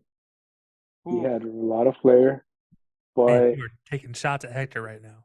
Oof. he panned out. He didn't pan out to what we were expecting him to. You could just pick any team at that point. Yeah, I mean, Yeah. prior to his move to Real But I Madrid. honestly, I do. Yeah, but that's the thing. It's like I choose Real Madrid because everybody was expecting all these great things. Mind you, he did accomplish quite a few things. Then he ended up going to Milan. I would say he flopped worse at Man City, but you think he flopped worse than Man City? Well, I mean, take a pick between Milan, Man City. They were both bad. Yeah. Real Madrid, Yeah. he was a part of good teams, but he himself was bad. Yeah, he would lose the ball a lot. all right, I mean, his technique was will nice. say flops was definitely the challenge. It was very challenging, clearly, to the point where everyone's now burnt out from that. But on the bright side, we never have to pick flops ever again. So at least now we know. Next time we pick flops, they need to be like flops and then also bad at that stat. I think that would be much more hilarious. A hilarious one. Yeah. Okay, maybe another time. Or just in general, bad at that stat. It doesn't have to necessarily have a quantifier first. Just whatever's bad at that stat. Yeah, that could be an interesting one. But all right, so we'll do this every beginning of every month. So look forward to that. Hopefully, doesn't go as painful as this one did. But hey, first time you got to get the kinks out. It's a new year. Yeah. New year, new InsertName FC. Exactly. So want to give a shout out to the Belly Up Podcast Network. Check out their website, BellyUpSports.com. Also follow them on Instagram and X at BellyUpMedia and at BellyUpSports. Lots of great content there. Lots of great podcasts. Obviously, you can see Kelcey and DJ at High Low Sports. Jared and his boys over at Corner Booth Pod. Craft Brew Sports. I mean, rising to the occasion. There's a lot of great stuff. Even like sports specific, not necessarily all broad sports. But there's going to be something for you there. Go ahead and check it out. Check out the website as well. Once again, BellyUpSports.com. Lots of great articles that are being constantly written. There's now a soccer writer back in Belly Up, so we'll make sure to always share their articles. I believe they're actually dropping an article pretty soon about Jurgen Klopp, actually. So we'll make sure to share that. Once again, follow us on Instagram and X, Belly Up Media and Belly Up Sports, and YouTube at Belly Up Sports, where you're gonna find clips from InsertName FC and other shows as well. You're definitely not gonna see that draft. That definitely is not going on Belly Up Sports. I'll probably find a version of it. I'll definitely find a good clip to put on here. But yeah, so you can find us there as well. Also, shout out to GolzTV, man. Follow them on Instagram at golz.tv or on the X at golz_TV. Check out their website, golz.tv, golz.tv. It is straight up just a haven of all soccer content it's US. So if you guys want to know what us Yanks think about soccer, GolzTV is definitely the place. You'll see me every once in a while. We'll wake up MLS or Yanks the Round Table. So I definitely do some stuff with them, but go ahead and check it out, man. Really great stuff. Actually, they did an awesome interview with She Knows Arsenal. Great interview. Shout out to Jose Tejas for getting that interview done. But lots of great stuff over there at GolzTV. And of course, shout out to the namesake of the Roosevelt Spencer's Player of the Year Award, a guy that Kelcey just realized his first name is Roosevelt, is Roosevelt Spencer. Took me the longest time. It literally took me talking to him after the first time I reached out to him about music. It was like afterwards we were just talking, and I realized that his name was back, like it was backwards from what I thought, and I was like, I feel like an idiot. It's okay. I mean, I've always gone by him as Spencer since me and him were in the Marines together, and we all call each other by our last name. So I get so confused. Actually, as a matter of fact, our old roommate's wife, because she did like Christmas, the Christmas stockings, and so she had one with everybody's name. And what was funny was like everyone had their first name, And I started laughing. I was like, how come Spencer, you don't put Spencer's first name on it? And she's like, I thought Spencer was his first name. I was like, yeah, it's Roosevelt. And she just like, it's like Prince. You just need one name at this point in time. Also, to be fair, though, Roosevelt or it's going to be Spencer, but it's going to be one name. Also, to be fair, to write Roosevelt on a stocking probably was going to be pretty difficult. I'm definitely calling him Rosie if he ever goes by Roosevelt. Like if he starts going by Roosevelt, if that's what he chooses as his Prince name, I'm calling him Rosie. I'm sorry, Spence. But yeah, so he makes the beats for our podcast. If you guys hear the intros and outros, that's all Spencer. He also unfortunately has to edit me and Edward whenever we do our singing bets. And he always gets to charm everybody with his performances. Obviously, Kelcey was taken way back from him in the early days when he had to sing what was it called? Wow, I'm drawing a blank. I can't believe I'm drawing a blank on Rick Astley. On Rick Astley. Yeah, he literally rickrolled us into the episode. It was fantastic. So that's how Kelcey discovered Spencer. If you guys just recently discovered Spencer, it's probably because you guys heard him sing Peso Pluma. So congratulations, that is a gem. Spencer just drops the bangers, man. We need to have Spencer. We just need to have InsertName's best hits on an album. Me and Edward were saying that like when we accumulate a lot more singing bets, that we're gonna have to do like a 5-a-side draft of all like the singing bet songs that we've done, because like, and most of it's gonna be Spencer. As long as Edward doesn't let himself get 7 songs deep again. Oh God. Yeah. Well, what was crazy was Edward was down 7 points starting last year and managed to finish in second. Like that. I think he just like fed off of what Barcelona did the year before, where they finished at 9th, and then we're 9 plays and finish in second. Like I think he just saw clips of what Xavi could do, so he's like, maybe in spirit I could get Borussia Dortmund, Juventus, and Manchester United and Barcelona to do it too, which maybe might be harder. So, honestly, way to go, Edward. But yeah. Follow Spencer on Instagram at That Guy Dope. Once again, That Guy Dope. If you guys need some beat works done, man, hit him up. He'll take really good care of you like he always does with us. But that is episode 160, man. Thank you so much for listening. Catch us next week for episode 161. I'm not entirely sure if I'm going to drop an interview on that episode. I'll figure some things out. Trying to make some things shake, but we'll see what happens there, man.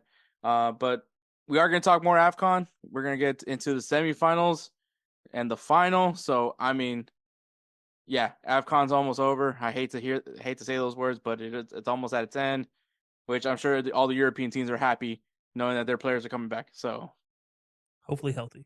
Unless you're Manchester United, who now has to remember that Andre Onana is your goalkeeper. So, yay, Edward. No. Yay. No. I think Edward fell asleep on us. Yeah, Edward's drained out. So to wrap this up, thank you so much for listening. Catch us next week. Make sure you guys follow Kelcey, man, at high_low_sports on X. Instagram is high-low sports. So that's where you can find him. Find him and DJ every Wednesday. Live show. 8 p.m. Eastern time every Wednesday. You catch the audio Thursday morning. It'll be live 3 a.m. Eastern time. So as soon as you wake up in the morning Thursday, it's there for you for your driving to work. So be sure to check that. That's on all platforms. So be sure to check that out. Or YouTube page. You'll see us on BellyUpSports as well, or over on our own YouTube page. Help us get to 1,000. We're about 40 subscribers away. We're almost there. So if you guys like general sports, the highs and the lows of general sports, we're the place to come for that. All right. So thank you so much for listening to episode 160. Catch us next week for episode 161. All right, take care, guys.